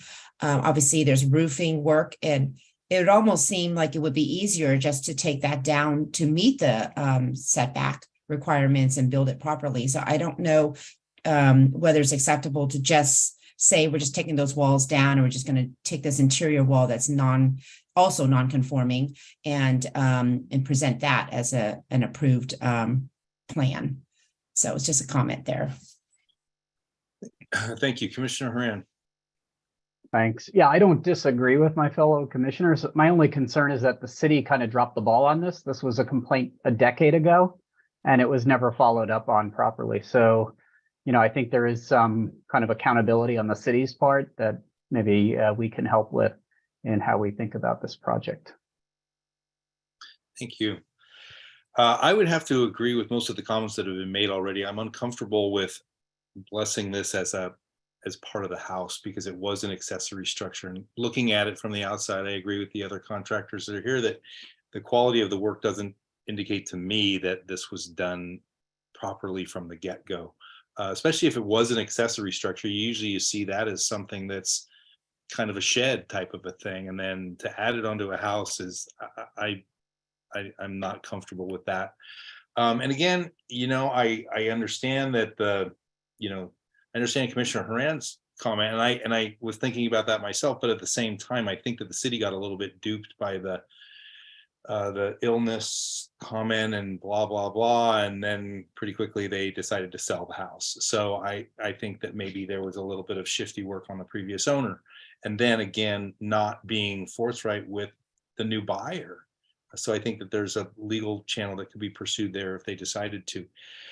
All that being said, I can't support the variances for most of the reasons that were laid out here already. I don't think that it would have been approved if we had seen this as an application from the beginning. I think honestly, in having worked on some of these types of things, you're better off if you just tear it down and start over. And then you can get something that's going to be the quality that you want, that's going to flow the way you want, and that's going to look like it belongs with the house.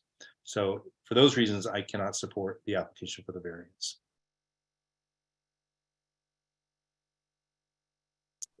Any other comments? Through the chair, Chair Gall, the property owner does have his hands raised, but I will leave that up to you whether you want to let him back in and for a response. Yeah, well, I don't think we're going to shut you out. Yeah, we can let him back in.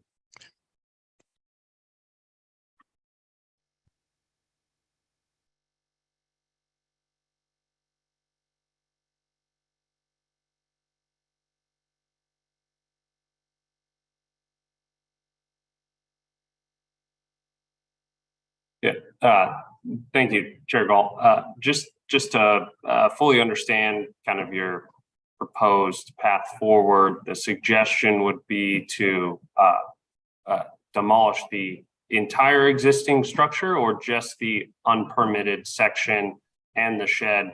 Just trying to understand what the commission is looking for as we kind of look to revise plans. Because I would assume it would be back here for approval. So that would be helpful to know. Well, in summary, and kind of my viewpoint is, I think on a personal and professional level, I think that you should be looking to have this built to code and engineered. Even, you know, even a one-story house needs to be engineered. And I think you would be wise to have all that checked and then come back with a plan that if your engineer thinks it's solid and it can work, then great. But I think it should be incorporated into an addition on the house that would be acceptable and within the side setback and rear setback lines. If anybody else on the commission would like to add, Commissioner Stay, I see your hand up. Please jump in. Yes, I just wanted to say that the good news for you is that if you do make all of the planning guidelines met properly with a redesign, you won't have to see us again, because this would just be a straightforward permit submission and you will not be coming to the planning commission. Because it's single story. Mm-hmm. Understood. Thank you very much. And I believe we did have a structural engineer review the plans, but I assume the requirement is for a structural engineer to review the existing structure. And I apologize for my naivete here, and sorry for taking up so much time. But if you could answer that, that'd be very helpful. Yeah, Commissioner Schmidt, go ahead. Well, I was going to say, I think that the one comment about the ADU, you may consider, I would rip everything off the back of that house and go back to the main, house and then design an appropriate ADU, because that back structure is not doing you any favors downstream. It's square footage, but it's not well invested and it's not going to improve the value of your house. It's going to deteriorate. The roof doesn't match anything. The wall, just nothing works. And I think if you really kind of step back and look at your investment, if you put in the investment into a good structure off the back there and be able to follow the code, it's going to add value to the house, and it's not just going to be an appendage. So I know it's more expensive and it's a hard thing. I agree. But really think about what you are going to invest in and the amount of time and effort that it takes to go through this remodel process. I think you really want to try and do it the right way so that you'll be happy downstream. Well said. Okay. Thank you. I think unless you have any other questions, Bryce, I want to close the public hearing. All right. So I'll close the public hearing. And any other comments, commissioners? Or has everyone spoken their piece? Okay, would anyone like to make a motion?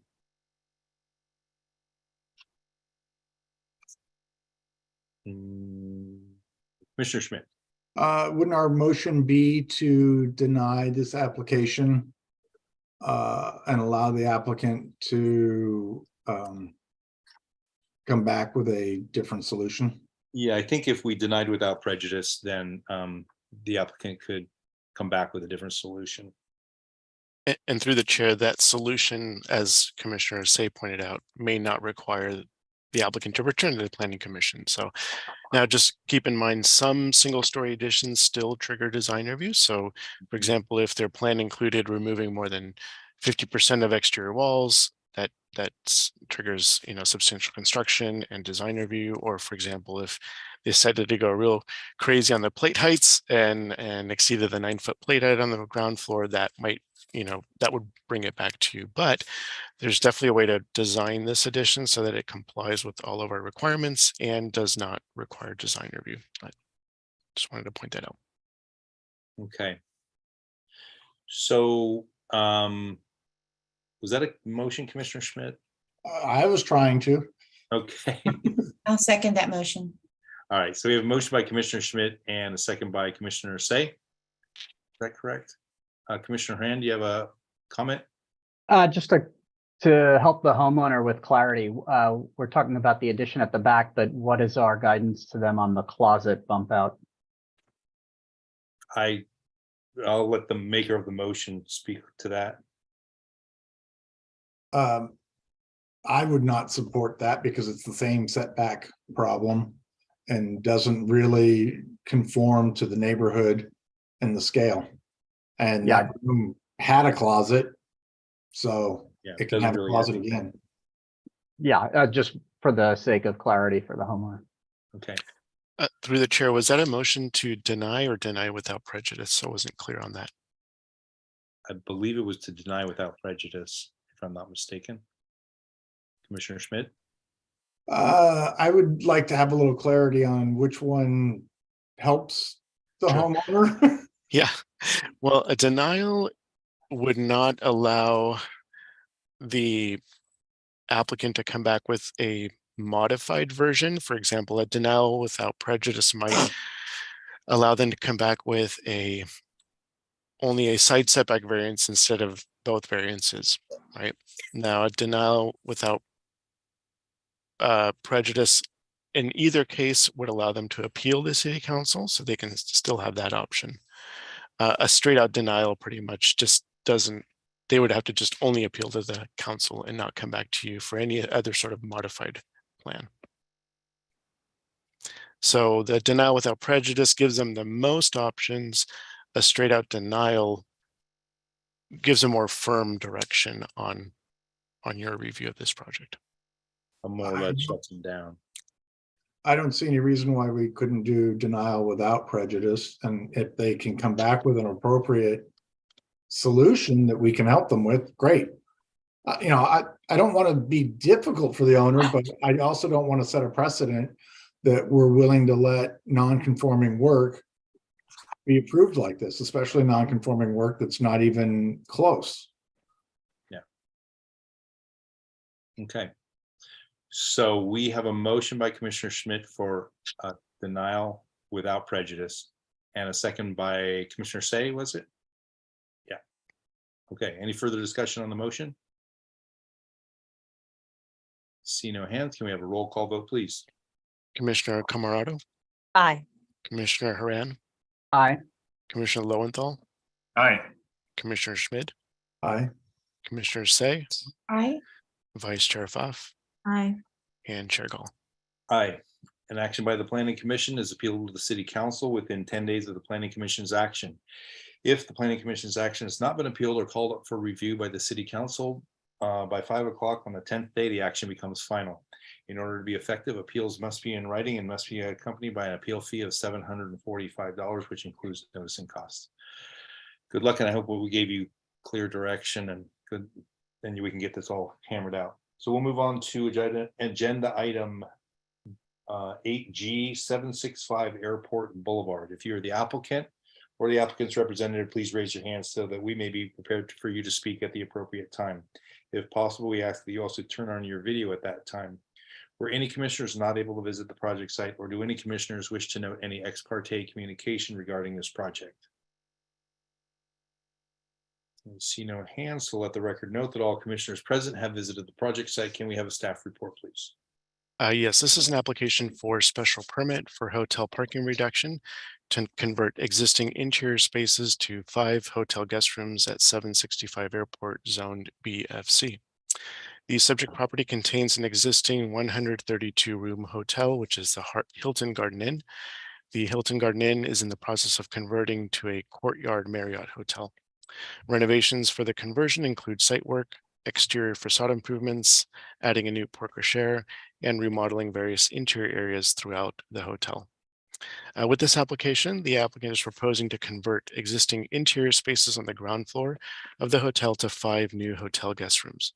The indoor pool area would be converted to 3 rooms, and 2 small conference rooms would be converted to 2 guest rooms. This would increase the total number of hotel guest rooms from 132 to 137 rooms. The existing site contains 129 parking spaces, including 125 spaces for the hotel, guests, and employees, and 4 spaces dedicated for public Bayshore access. The original approval for the hotel included 132 on-site spaces. That includes the public trail access spaces. So the existing parking is non-conforming currently. It's deficient by 3 spaces. Staff would note that over the years since the hotel was built, the parking layout has been modified to accommodate code compliant ADA parking spaces, which resulted in eliminating some spaces. In these cases, the city's policy was not to require variance when code compliant ADA spaces were required. The parking requirement for hotels is 1 space per room. So the existing 132 room hotel requires 132 spaces. And with the 5 additional hotel guest rooms that are proposed, that would increase to 137 spaces. The zoning code does allow the Planning Commission to consider approval of a special permit for parking reductions if the request is supported by a parking demand study. So with this application, the applicant is requesting a special permit to reduce the parking on site for the hotel by 8 spaces. The 8 spaces comprised of the 5 spaces for the additional 5 guest rooms and 3 spaces that have been eliminated since the hotel was built. So with this application, we're just trying to kind of clean everything up on the site. To support the special permit request, the applicant submitted a hotel parking demand study dated December 1st, 2022, and that was prepared by Transpo Group. That study was included as an attachment to the staff report. The study analyzed the proposed parking demand with the addition of the 5 hotel rooms, and it concluded that the existing parking supply can accommodate the peak parking demand of the proposed project. Those details are in that study, so I won't go through all of those details at this time. But if you have any questions about that, perhaps the applicant can answer those questions. There are some exterior renovations proposed. It includes changes to all 4 facades of the main hotel building and changes to the single-story pavilion located at the front entrance to the hotel. Exterior renovations to the pavilion include removing the existing porte cochere and replacing it with a cantilevered porte cochere. Staff would note that the proposed facade changes to the main hotel and pavilion calculate to be less than 50% of the total of each facade. Therefore, the proposed improvements, exterior improvements, do not require commercial design review. Suggested findings for the variances are found on page 3 of the staff report. I'd be happy to take any questions of staff if you have any. Thank you, Ruben. Are there any questions of staff? Commissioner Schmidt. Yes, as part of this work, is there any requirement by the applicant for anything to be done on the Bayshore Trail or any sea level rise remedy? Not for this level of work. I believe they have been in contact with BCDC in terms of the Bay Trail. I don't believe that the proposed work triggered any Bay Trail improvements, but perhaps the applicant can speak to that a little bit more in terms of what their discussions were with BCDC. Well, one of my concerns is that the parcel next door is going through substantial renovation and going to be doing substantial work on the backside, including work to do sea level rise work. And I could see this renovation going through and being done, and they could not touch this property for another 20 years. And then we would have a disconnected piece here. Sure. And staff did meet with One Shoreline, who's responsible for the kind of area region-wide sea level rise improvements, and concluded that based on the proposed improvements with this project, it would not trigger any sea level rise improvements at this time. However, we probably should ask the applicant to see if they have any new information regarding the Bay Trail, because that may be required. Thank you. Thank you. Any other questions of staff? Well, I don't see any hands, so I'm going to open the public hearing. With the applicant, please come forward and raise your hand and state your name and add anything you would like to about your project.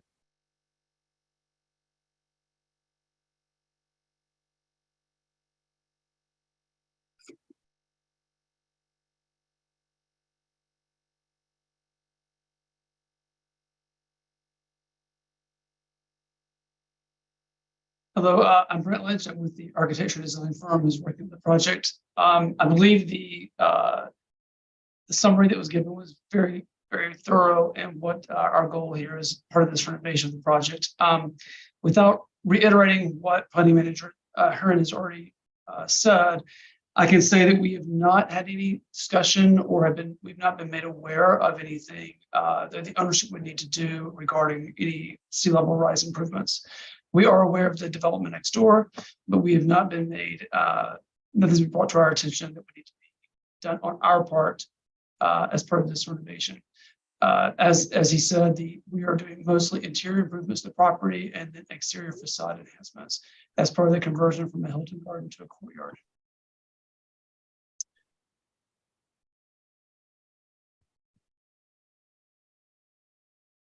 Luis, you're on mute. You hear me now? There you go. Yes. Okay. I'm the architect for the project. One of the conditions that I saw on the Planning Commission action report was that prior to them issuing a building permit, we have to contact the BCDC to fulfill any requirements they may have. We have not done that yet, but we will certainly do that.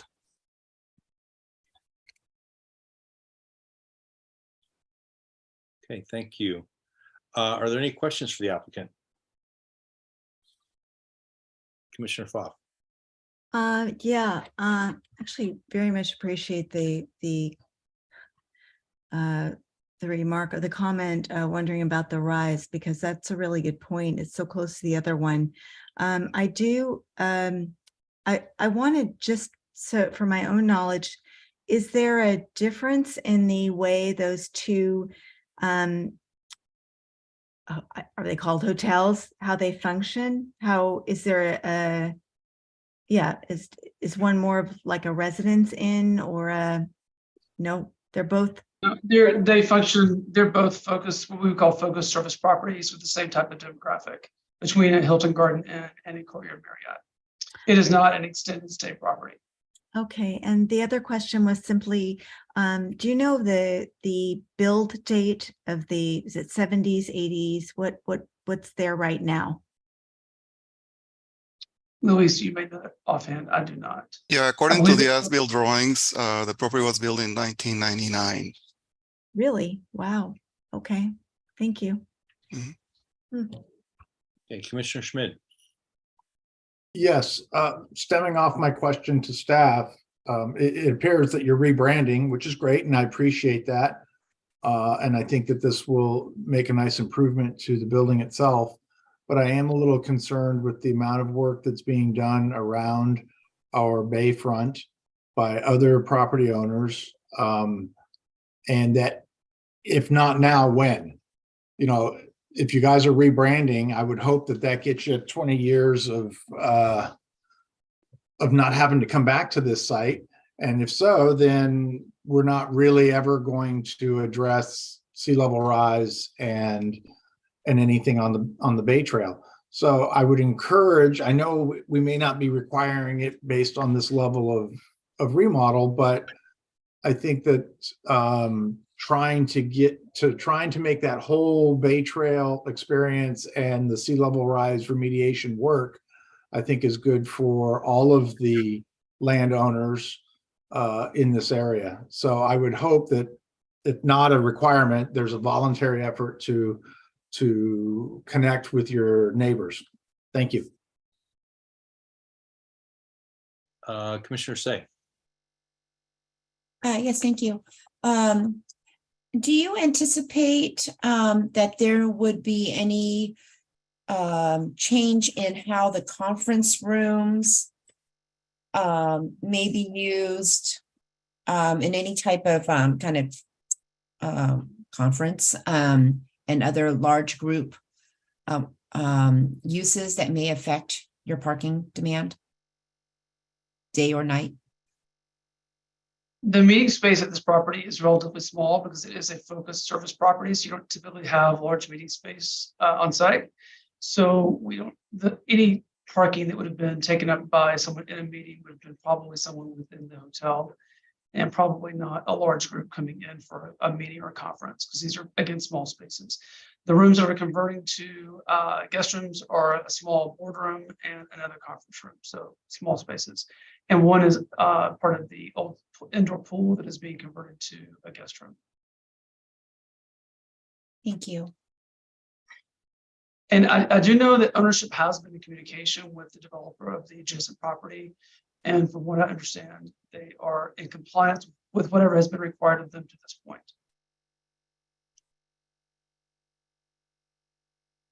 Okay, any other questions for the applicant? All right, do we have any members of the public who wish to speak on this item? I don't see any hands raised, but I do have one public comment emails that was submitted, so I'll go ahead and read that now. This is from Ethan Rebellos. I was reviewing the plans for converting the Hilton Garden Inn to a Courtyard Marriott. I welcome the change and believe that it's suitable for Burlingame. I want to express my hope that the conversion will take full advantage of its location next to the trail and the lagoon. A few weeks ago, I was in Reno for business and stayed at a courtyard adjacent to the Truckee River. They had a wonderful patio with fire pits. It was a nice place for me to get a breath of fresh air, take calls, and later in the day, unwind from a busy day. Frankly, as someone who works remotely, I would appreciate a location like this to have in-person meetings. And again, that's Ethan Rebellos. And those are all the comments we have. All right, then I'm going to close the public hearing. Commissioners, any comments? Commissioner Schmidt. Yeah, in reviewing the parking study and really in understanding how these kinds of hotels work, I could totally see supporting the reduction.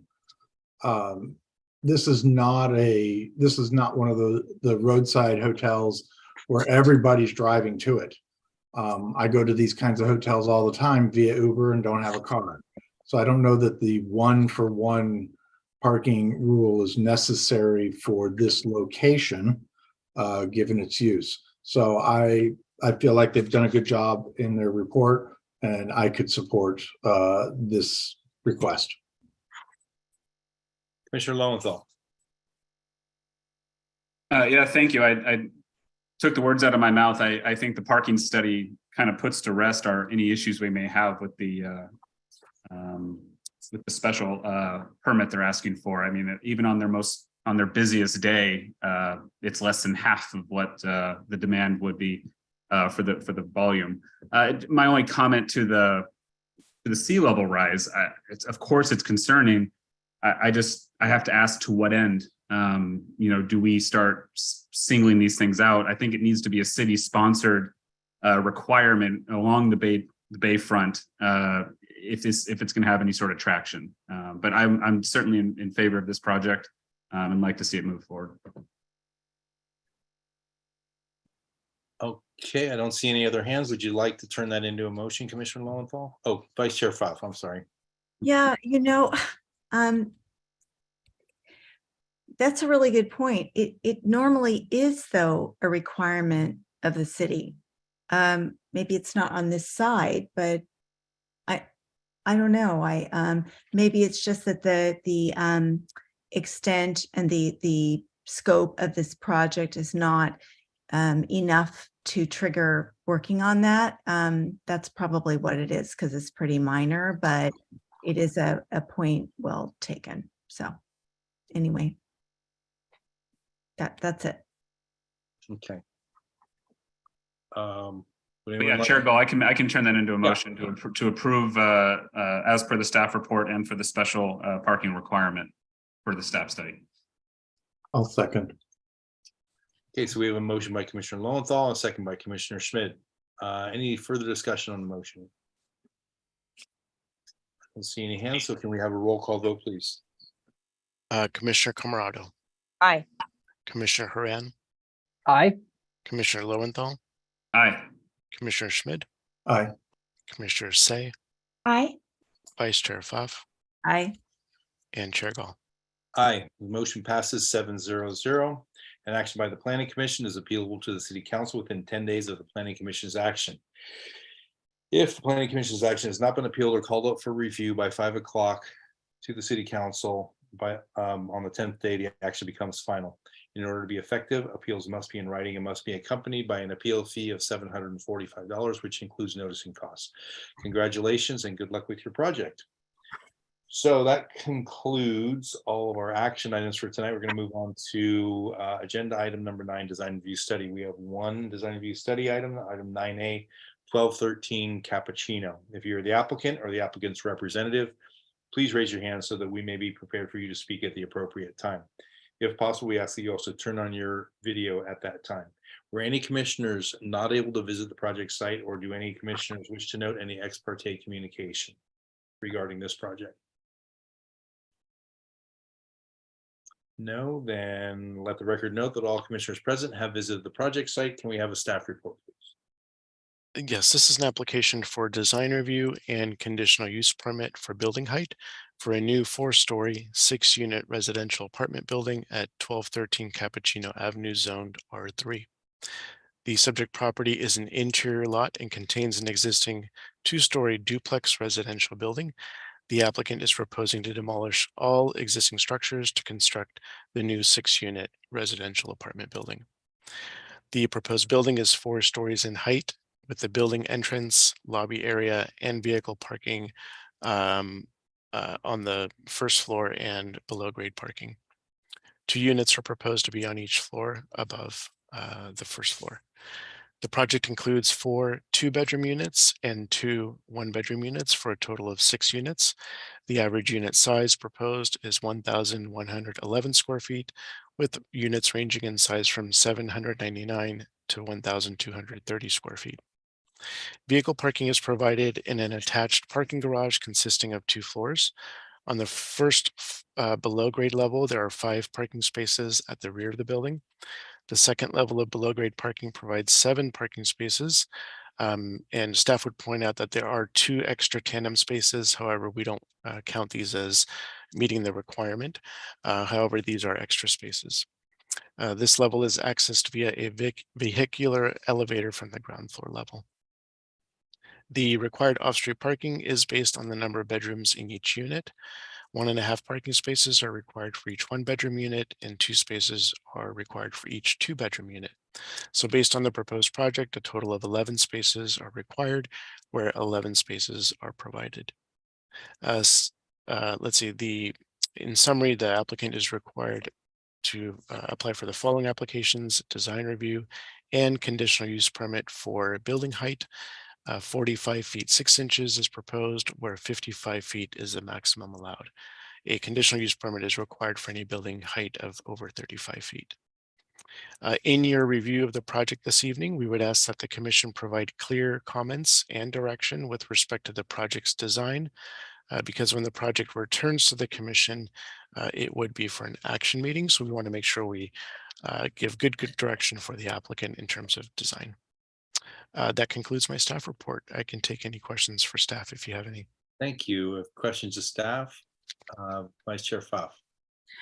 Yeah, I know that this went in, or I believe it went in before the changes as far as making digging an entire lot out, lot to lot line. Is that right? So this one is completely dug out. Is that right? I'd have to take a quick look at the plans. Let me do that real quick. But I believe, let me just look at the plan, see if I can tell.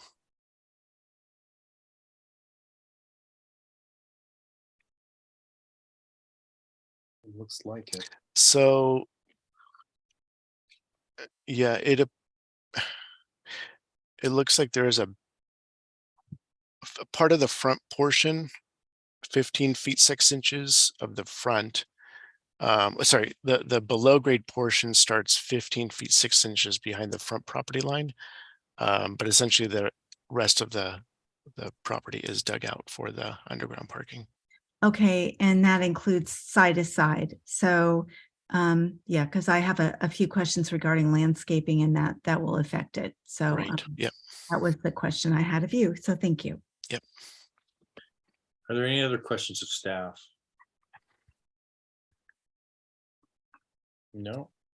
All right. Let's see, then I'm going to open the public hearing. Will the applicant please come forward and state your name and anything else you'd like to add about your project?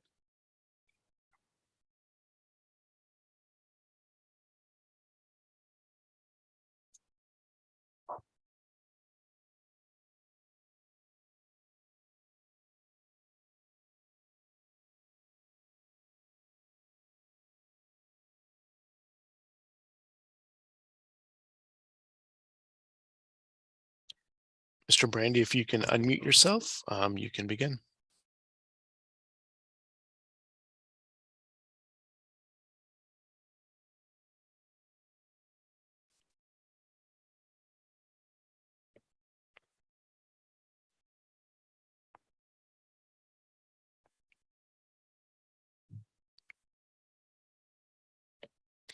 You may be having some technical difficulties. Mr. Brandy, if you can find the unmute button, go ahead and unmute so that you can speak.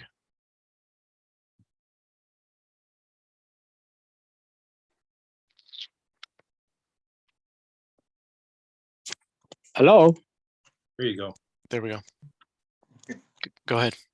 Yes, my name is Tony Brandy. I'm the architect of the project. Just to clarify some of the questions, yes, the whole site basically is dug out, except the first 15 feet of the setback sustained natural.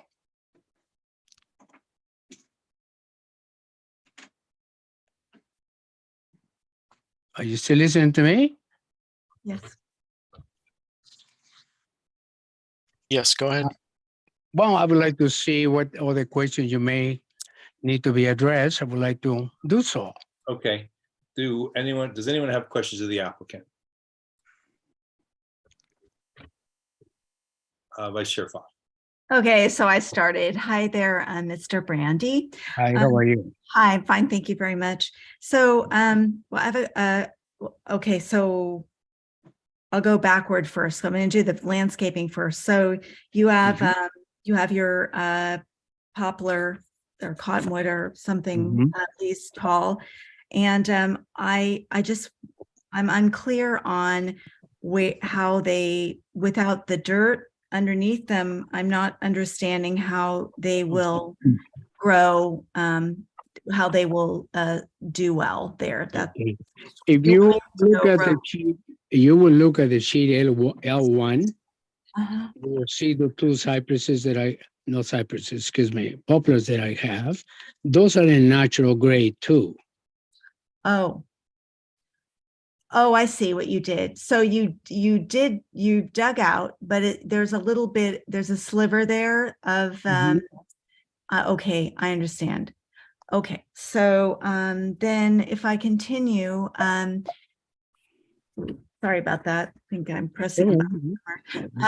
Yeah, I'm kind of, too bad. I had an idea for that. You have a bunch of wonderful palms, like the palm fairy went crazy on that lot, but there is a very lovely one way back almost at the property line. And I kind of had hoped you'd be able to at least rescue that one because it's there and it has a presence, but it doesn't look like that's in the plan. So I'm just going to get to the part about the, we're asking questions about questions at this point. Okay, so the first one I have is regarding the podium area. It looks like it's you've chosen tile or something like that, ceramic-ish tile that's sort of clay color. And I wondered if you'd considered something like a brick facing or brick. What is the word? Brick-ish, less tile and brick-like. That was one question. And then I also wanted to ask if you had considered, I understand your stairs need to be in the front there.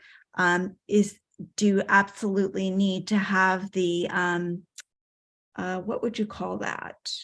Do they need to be, can they be open, like open? Do they need to have this You finish? mean showing the steps, showing the rails, that kind of opening? Yeah, rather than this light, this, well, it's very strong. There is. Very dominant. Yeah. So anyway, those are my questions. I don't know what order you want to do, or if you want to wait till everybody asks their questions. So No, either way, I can answer your questions. The Why first don't you go problem. ahead? Yeah, I would go ahead and answer questions individually. Okay, all right. The question regarding the front, we tried all kinds of combinations. And it turned out to be because of the way the people use the stairs and the balconies. It has this idea that it's going to be hanging things on them, or things that the people hang in there, and we're trying to deter that. The main issue of that stair is the exiting, and we're trying to maintain it in that level because of having the problem of being narrow and very long building. It requires a second means of egress, and that's what we've done that. But we can support your theory behind it and be able to get you some different ideas that we already have contemplated.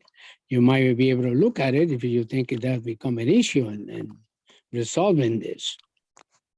I was just asking, I wasn't making a comment yet. I mean, in my head, I have things going on, but I just wanted to know if there was a reason, a particular reason you decided you need to have, I'm going to call it an appendage. It's just, instead of just the stairs, I understand you need stairs to get there, but it's a very dominant piece.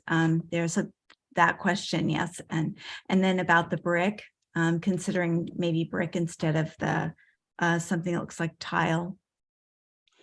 We don't really have tile per se. If you look at one of the notes in that sheet L1, it said pavers. Oh, Not pavers. a ceramic. Same It's thing. pavers. Yeah. Sorry. Either way, did you consider brick?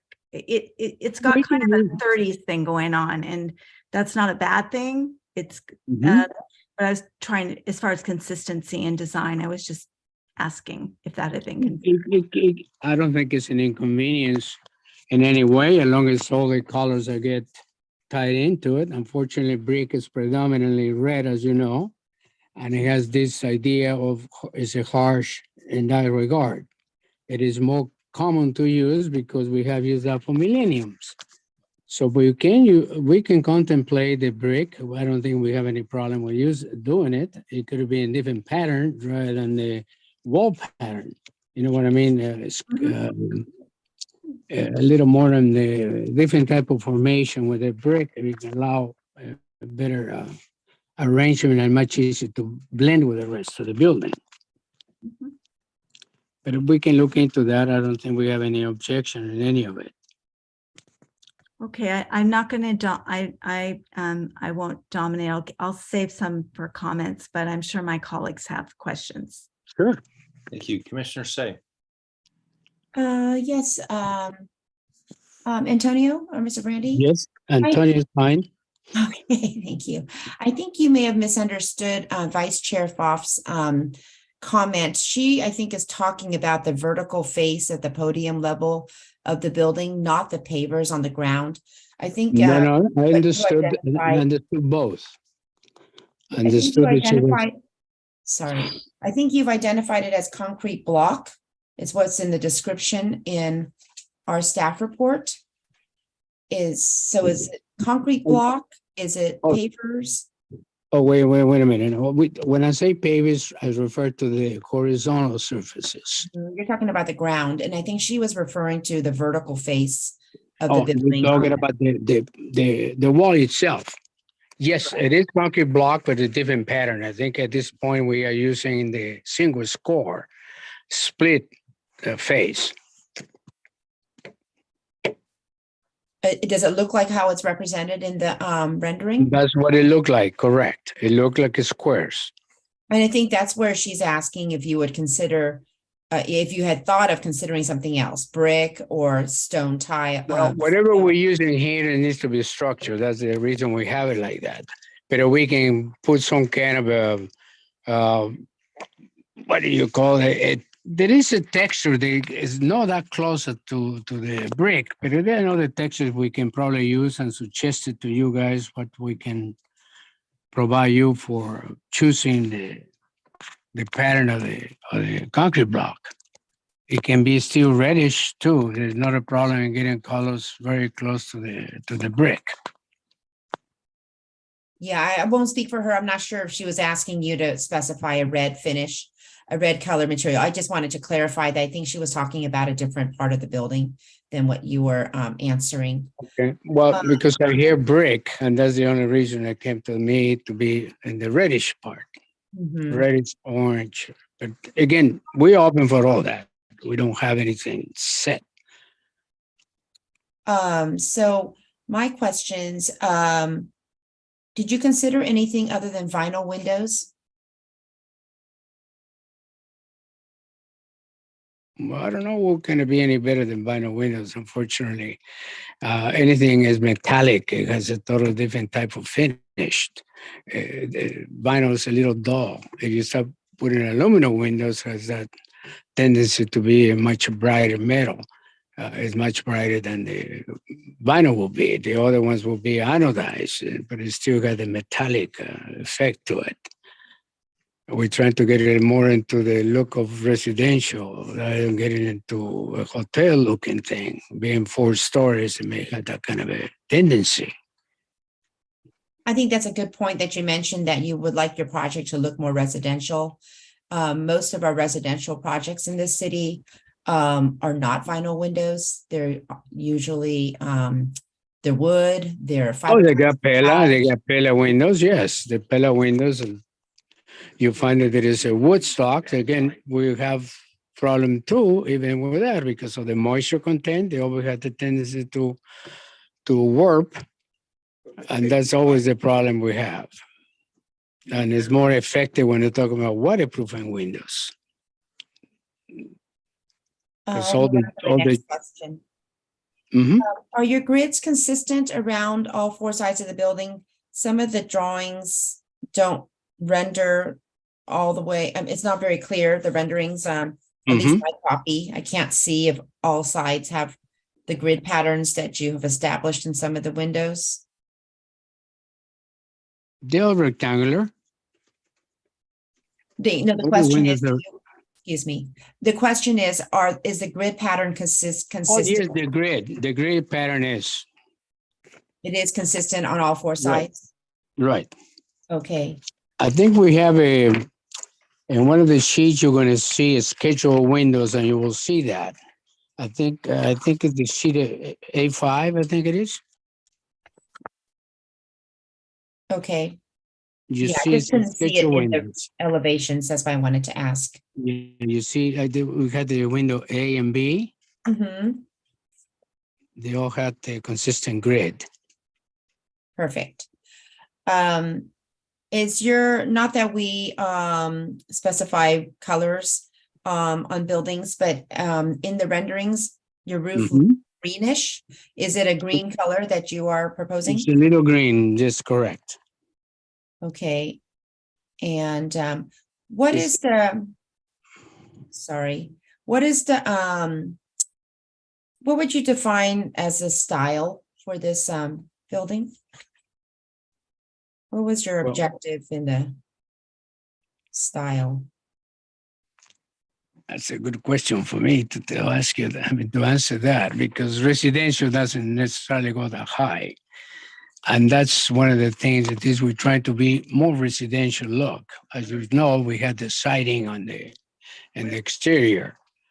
I would say more a contemporary type of use, contemporary type of architecture.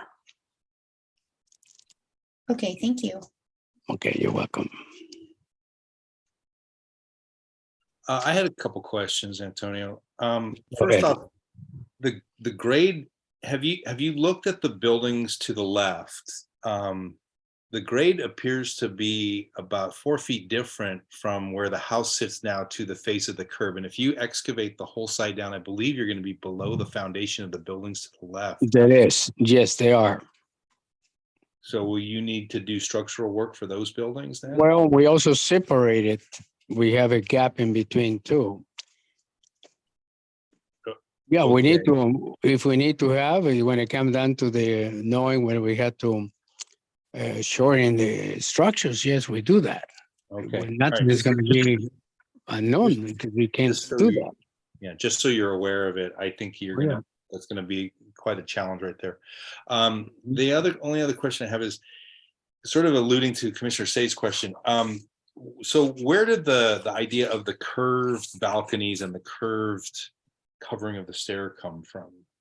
Well, it's just breaking up the cornices of the building, give a little more of the flair, right? And they have to see the interruption of the building going back into the side yard. We're trying to buff a little bit more. That's all we were trying to do. Just get it less sharp, if I may say, when it comes to the shapes. I thought it blends a little easier to me. Okay.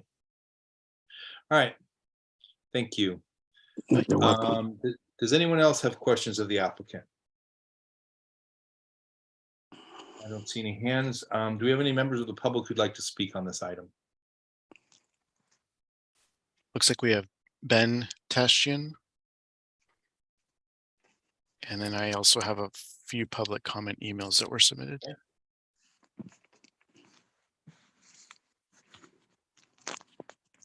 So Ben, you may begin whenever you're ready. Hi there. This is Talene Tashin with Ben Tashin. I'm just going to turn on the camera real quick. We are the adjoining property owners immediately adjacent to the subject property. Our property is 1205, 1207, and 1209 Cappuccino Avenue. And we have some serious concerns about the structural integrity of excavating 2 floors down. It's going to immediately abut. And it looks like, from what the architect just said, actually go under our property line. And as I said, it comes immediately to the wall of our property. So I think that's going to compromise the structural integrity of our building. So we are going to ask that there's some setback, clearance, so that there is an excavation coming several feet. I'm not sure what architecturally would be required, but we certainly don't consent to anyone excavating under our property line, and we'd like for the commission to take into consideration the implications to our building from the 1930s. There's a secondary concern. So there currently, the way the properties are situated, there's a driveway. The subject property has a driveway that abuts our building, and our building has a little alley behind it. And we have 3 tenants in our building. And this alley historically is where our tenants would store their trash bins. And then on trash day, they would move it to the front. Once it's picked up, they move it back to the rear. With what's being proposed currently, there's shrubbery that completely removes access to the rear of our building. This kind of presents a health and safety issue for us. We're not opposed to working with the neighbor and working with them so that they have success with this development. But it's important for us that there be some access through that side. And also we are really very concerned about this excavation going to the property line. And also the height, but I'm trying to figure out how to turn the camera on. Dad, is there anything else you want to add? No, you said it all, I think. Yep, that's it for our comments. Thank you. And do we have some other comments, Ruben? Yeah, let me read. There's a few public comment emails that come in. So the first is from Doug Bojak. Thanks. Dear commissioners, I am very pleased to see this small scale developer providing critical missing middle housing. As I hope you know, missing middle housing refers to small scale multifamily housing that includes smaller apartment buildings compatible with walkable neighborhoods. These types of development are a key way to increase housing density in a neighborhood-friendly way. Off-street parking requirements have a tremendous impact on this type of small-scale residential infill. On most small lots, missing middle housing works well when parking requirements are reasonable, 1 per unit or less. When parking requirements are high, they significantly increase development costs through required garage construction or reduce the usable portion of the property through reserving the amount of space needed for parking. Both of these outcomes restrict housing production and raise rents, exacerbating California's extreme housing problems.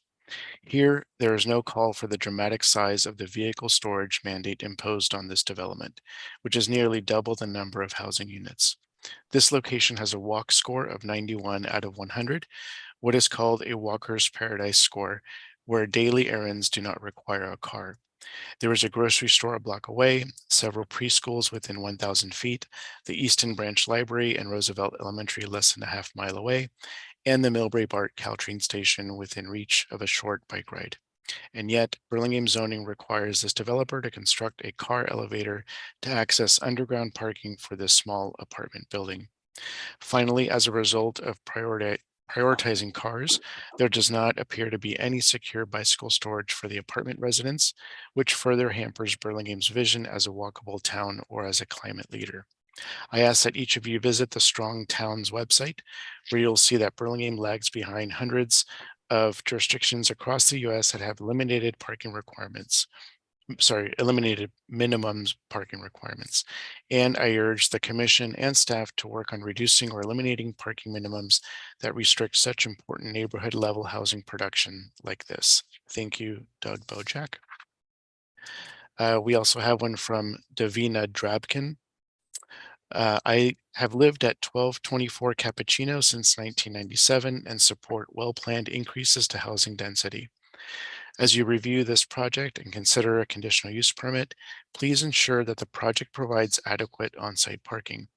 The 1200 block of Cappuccino is already very crowded with cars parking on the street. In addition to current residents of the 1200 block, patrons and employees of local businesses regularly park on this block. There is no capacity for additional parking demand on the street. Again, this is from Davina Drabkin. And lastly, we have one from Jake Cosenza. I wanted to share a quick message of support for the 1213 Cappuccino Avenue project. This is a great use of a lot currently underutilized and adjacent to Broadway, hoping to see this design approved. Again, this is from Jake Cosenza. And let me just check one more time, just to make sure there aren't any other comments. That's it, no other comments. Okay, thank you. Then I'm going to close the public hearing. Commissioners, who has any comments on this project?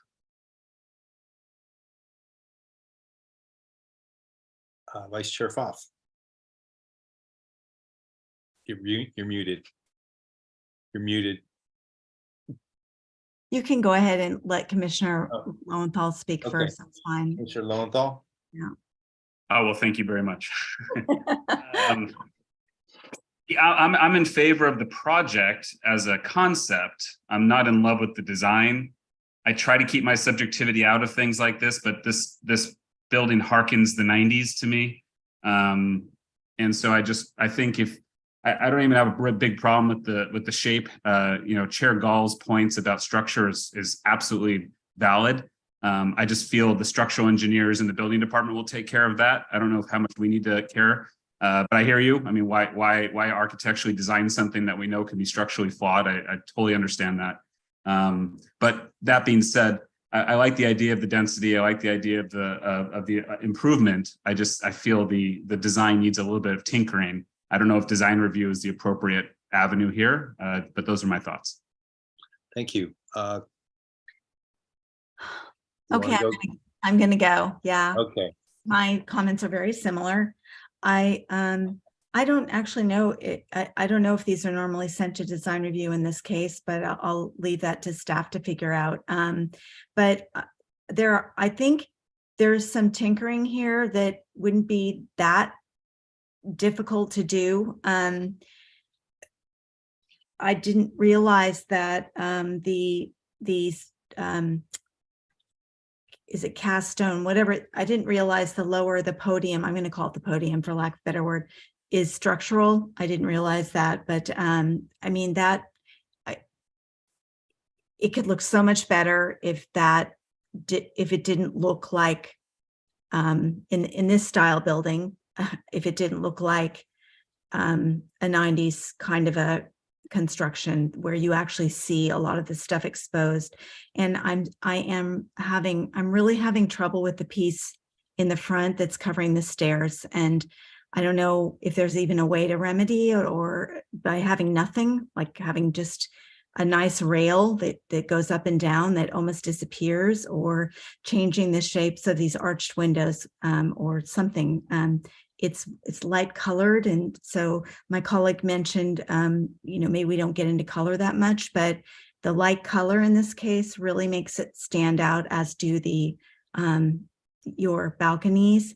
And we don't mean to make it, we're not trying to be nitpicking, where our goal is to make it a beautiful project. And it's a nice, I think the scale's pretty nice. I mean, like, gets good use out of a very small, a narrow lot. That's great. I think it's just not there yet is my comment. Thanks. Thank you. Commissioner Camerado. Yeah, my comment is very similar to Commissioner Fess. I think that we need to take this project a little further. I don't see that I could approve it with the design that is in front of us today. I feel like it is a more of a 1900s, 1990s building. And I think, there are so many new ways to kind of create some pretty buildings. And that area of Cappuccino has some really beautiful Spanish styles down the road. I know they're condos, but they did a pretty nice job down the street. And so I think this needs another go round on the design. Thank you. Commissioner Say. Yes, I'm pretty much on the same vein of thought. Just like Commissioner Camerado just stated, on the street, there are a number of examples of buildings that have some nice classicism to them. There's some fine traditional details kind of here and there amongst the buildings in that area, kind of almost historical looking. I know that the applicant mentioned that they were going for more of a contemporary style.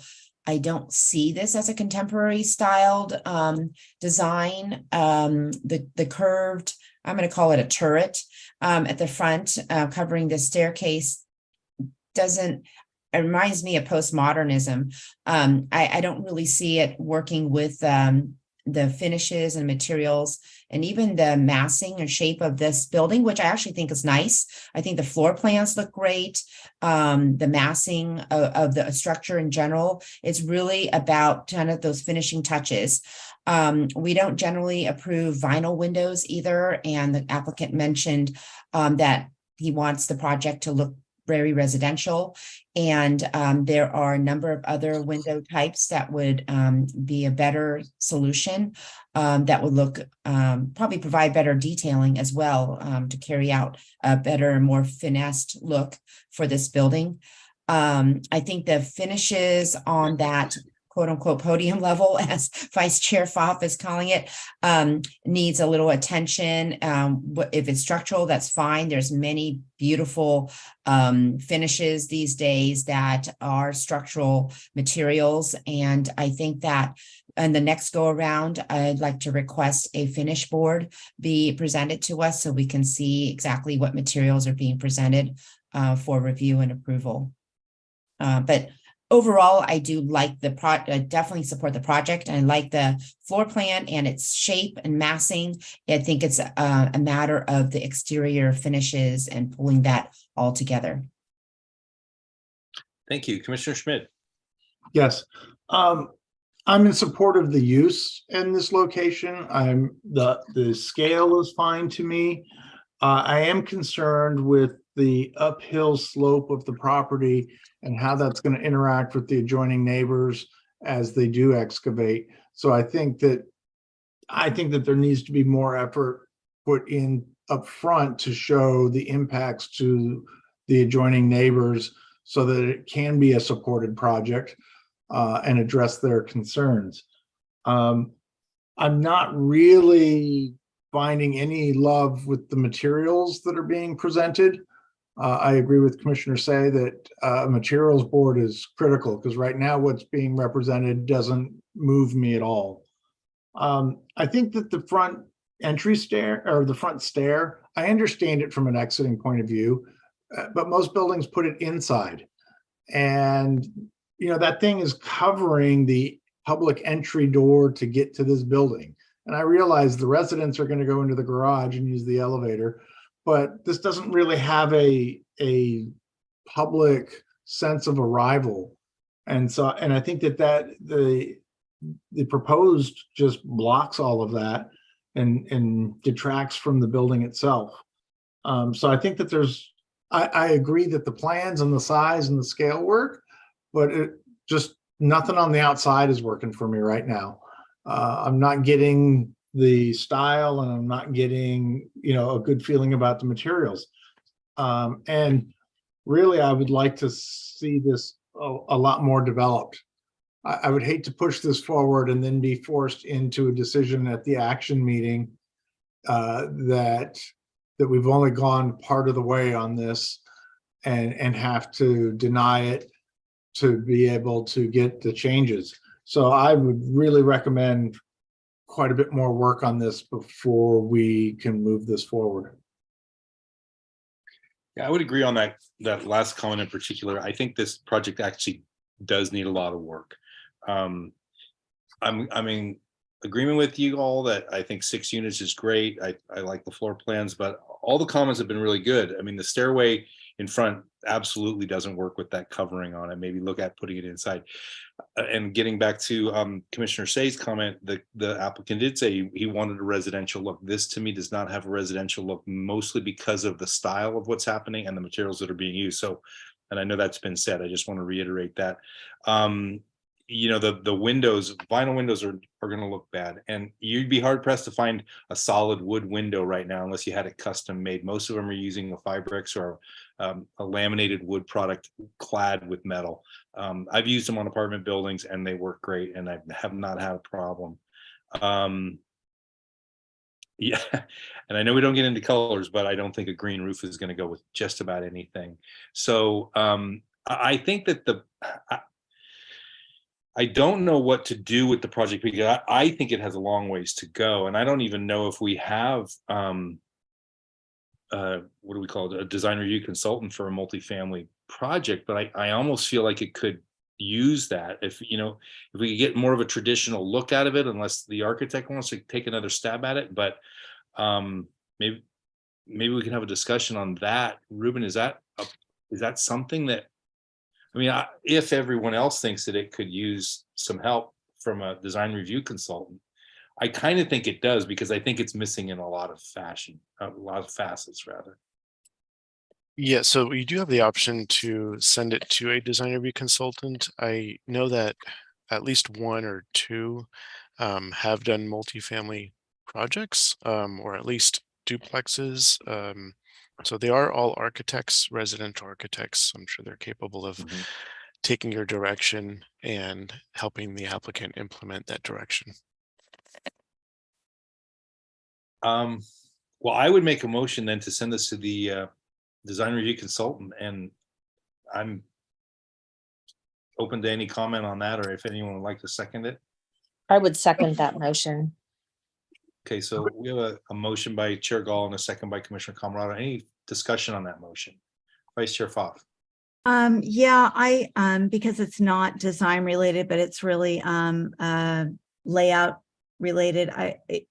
I wouldn't want the comment from the adjacent neighbor to get lost regarding their access, and just so for the record, so that whatever they come up with, that these folks can still maneuver back there and have, and as well as the whole structural issue. So with the property line. So that was it.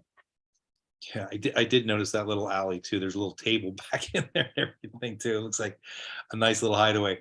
Commissioner Schmidt. Oh, you're on mute. Sorry. With regards to that, I think that the adjoining neighbor needs to confirm whether or not they have an easement to this.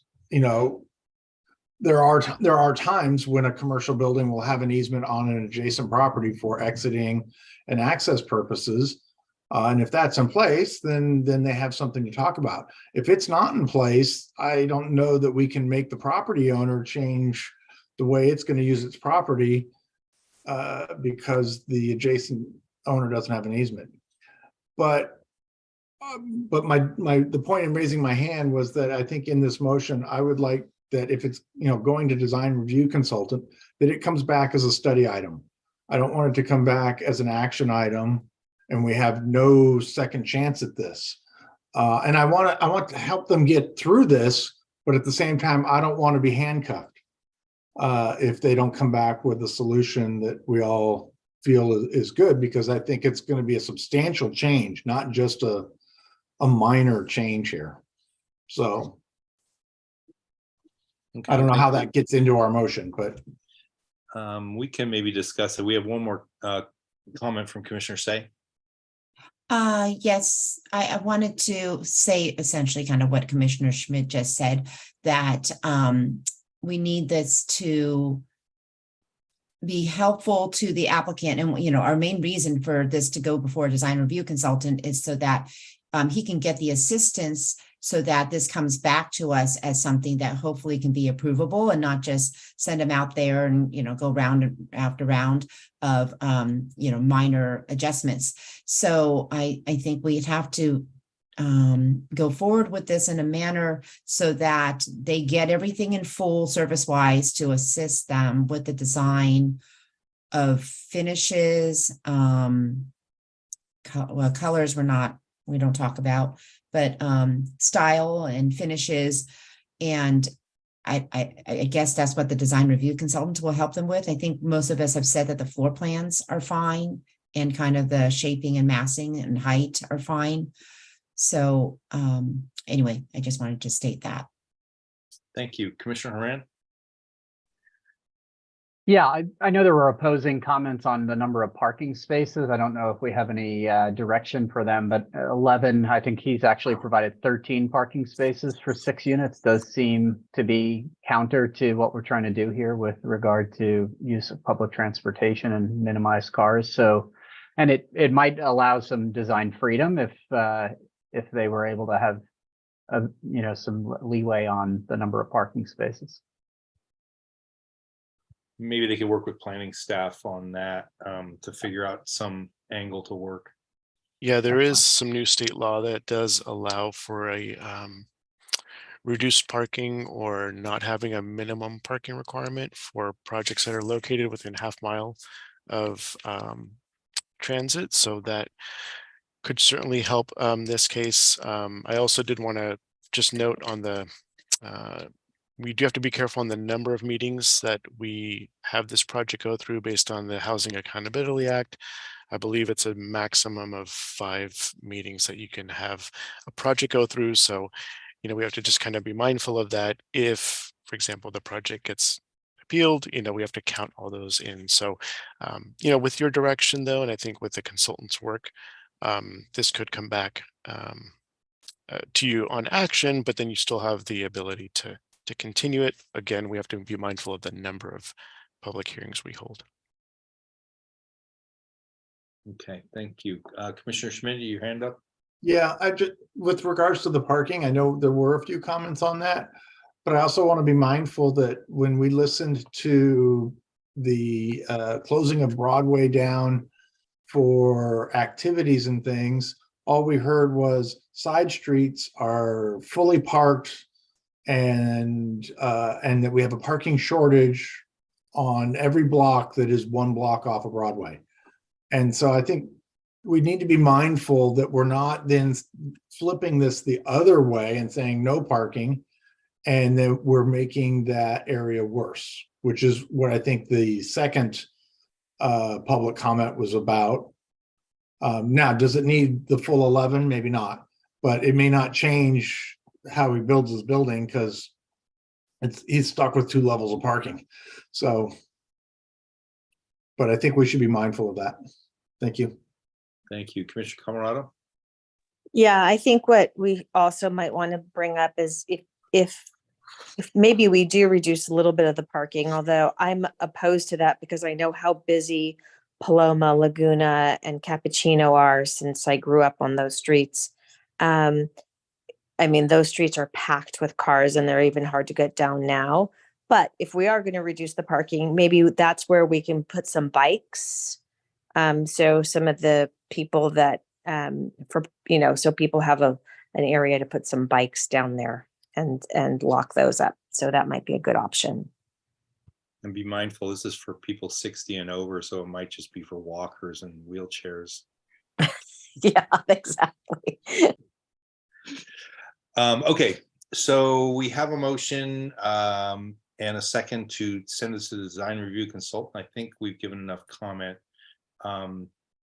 So can we have a roll call vote, please? Commissioner Camerado, Aye. Commissioner Haran, Aye. Commissioner Lowenthal, Aye. Commissioner Schmid, Aye. Commissioner Say, Aye. Vice Chair Pfaff, Aye. Chair Gall. Aye. So the motion passes 7-0-0, and this is not appealable. Okay, that is our only design review study item tonight. So the next thing we have is commissioners' reports. And do we have any commissioners' reports? Nothing on commissioners' reports. Okay, then we'll go to directors' reports. Sure, I'll make this simple as well. So no FYIs to review this evening, and I don't have anything to report regarding planning related items from the council meeting of February 21st. I do want to point out that the next planning commission meeting will be in person or hybrid, unless something crazy happens and the governor issues something else, but I doubt it. So we are preparing for that. What we'd like to do is, and I'll send out a separate email to you all, but invite you all to come by council chambers if you'd like to kind of check out the setup. We can explain to you kind of how things are going to happen. So we can have you all come at the same time, but maybe in just sets of twos. Maybe there's a sign up sheet we can route through, and it's fairly straightforward for the commissioners. You are going to have a screen in front of you, but you won't be able, it's not a computer, it's just a screen showing what we're showing the public. Otherwise, everything for you is the same. You'll be at the podium. For some commissioners, I think this will be the first time you're in council chambers, so that's exciting. For others, it'll be a nice time to get back together. So I'll reach out to you about that. And I also want to reach out to you all via a doodle poll to pick a meeting late March, early April to get together with the design review consultants. I know we've been talking about doing that for a while. So we'll just have some sandwiches or something and we'll get together like at 6 o'clock before a regular meeting just to talk about design review and direction with regards to consultants and that sort of thing. So watch out for that in your emails. I have a question. All right. Well, Audrey had her hand up first, so I will take Audrey's. Sorry. I was just wondering from the other doodle poll if we've established a new date for the joint planning commission city council meeting.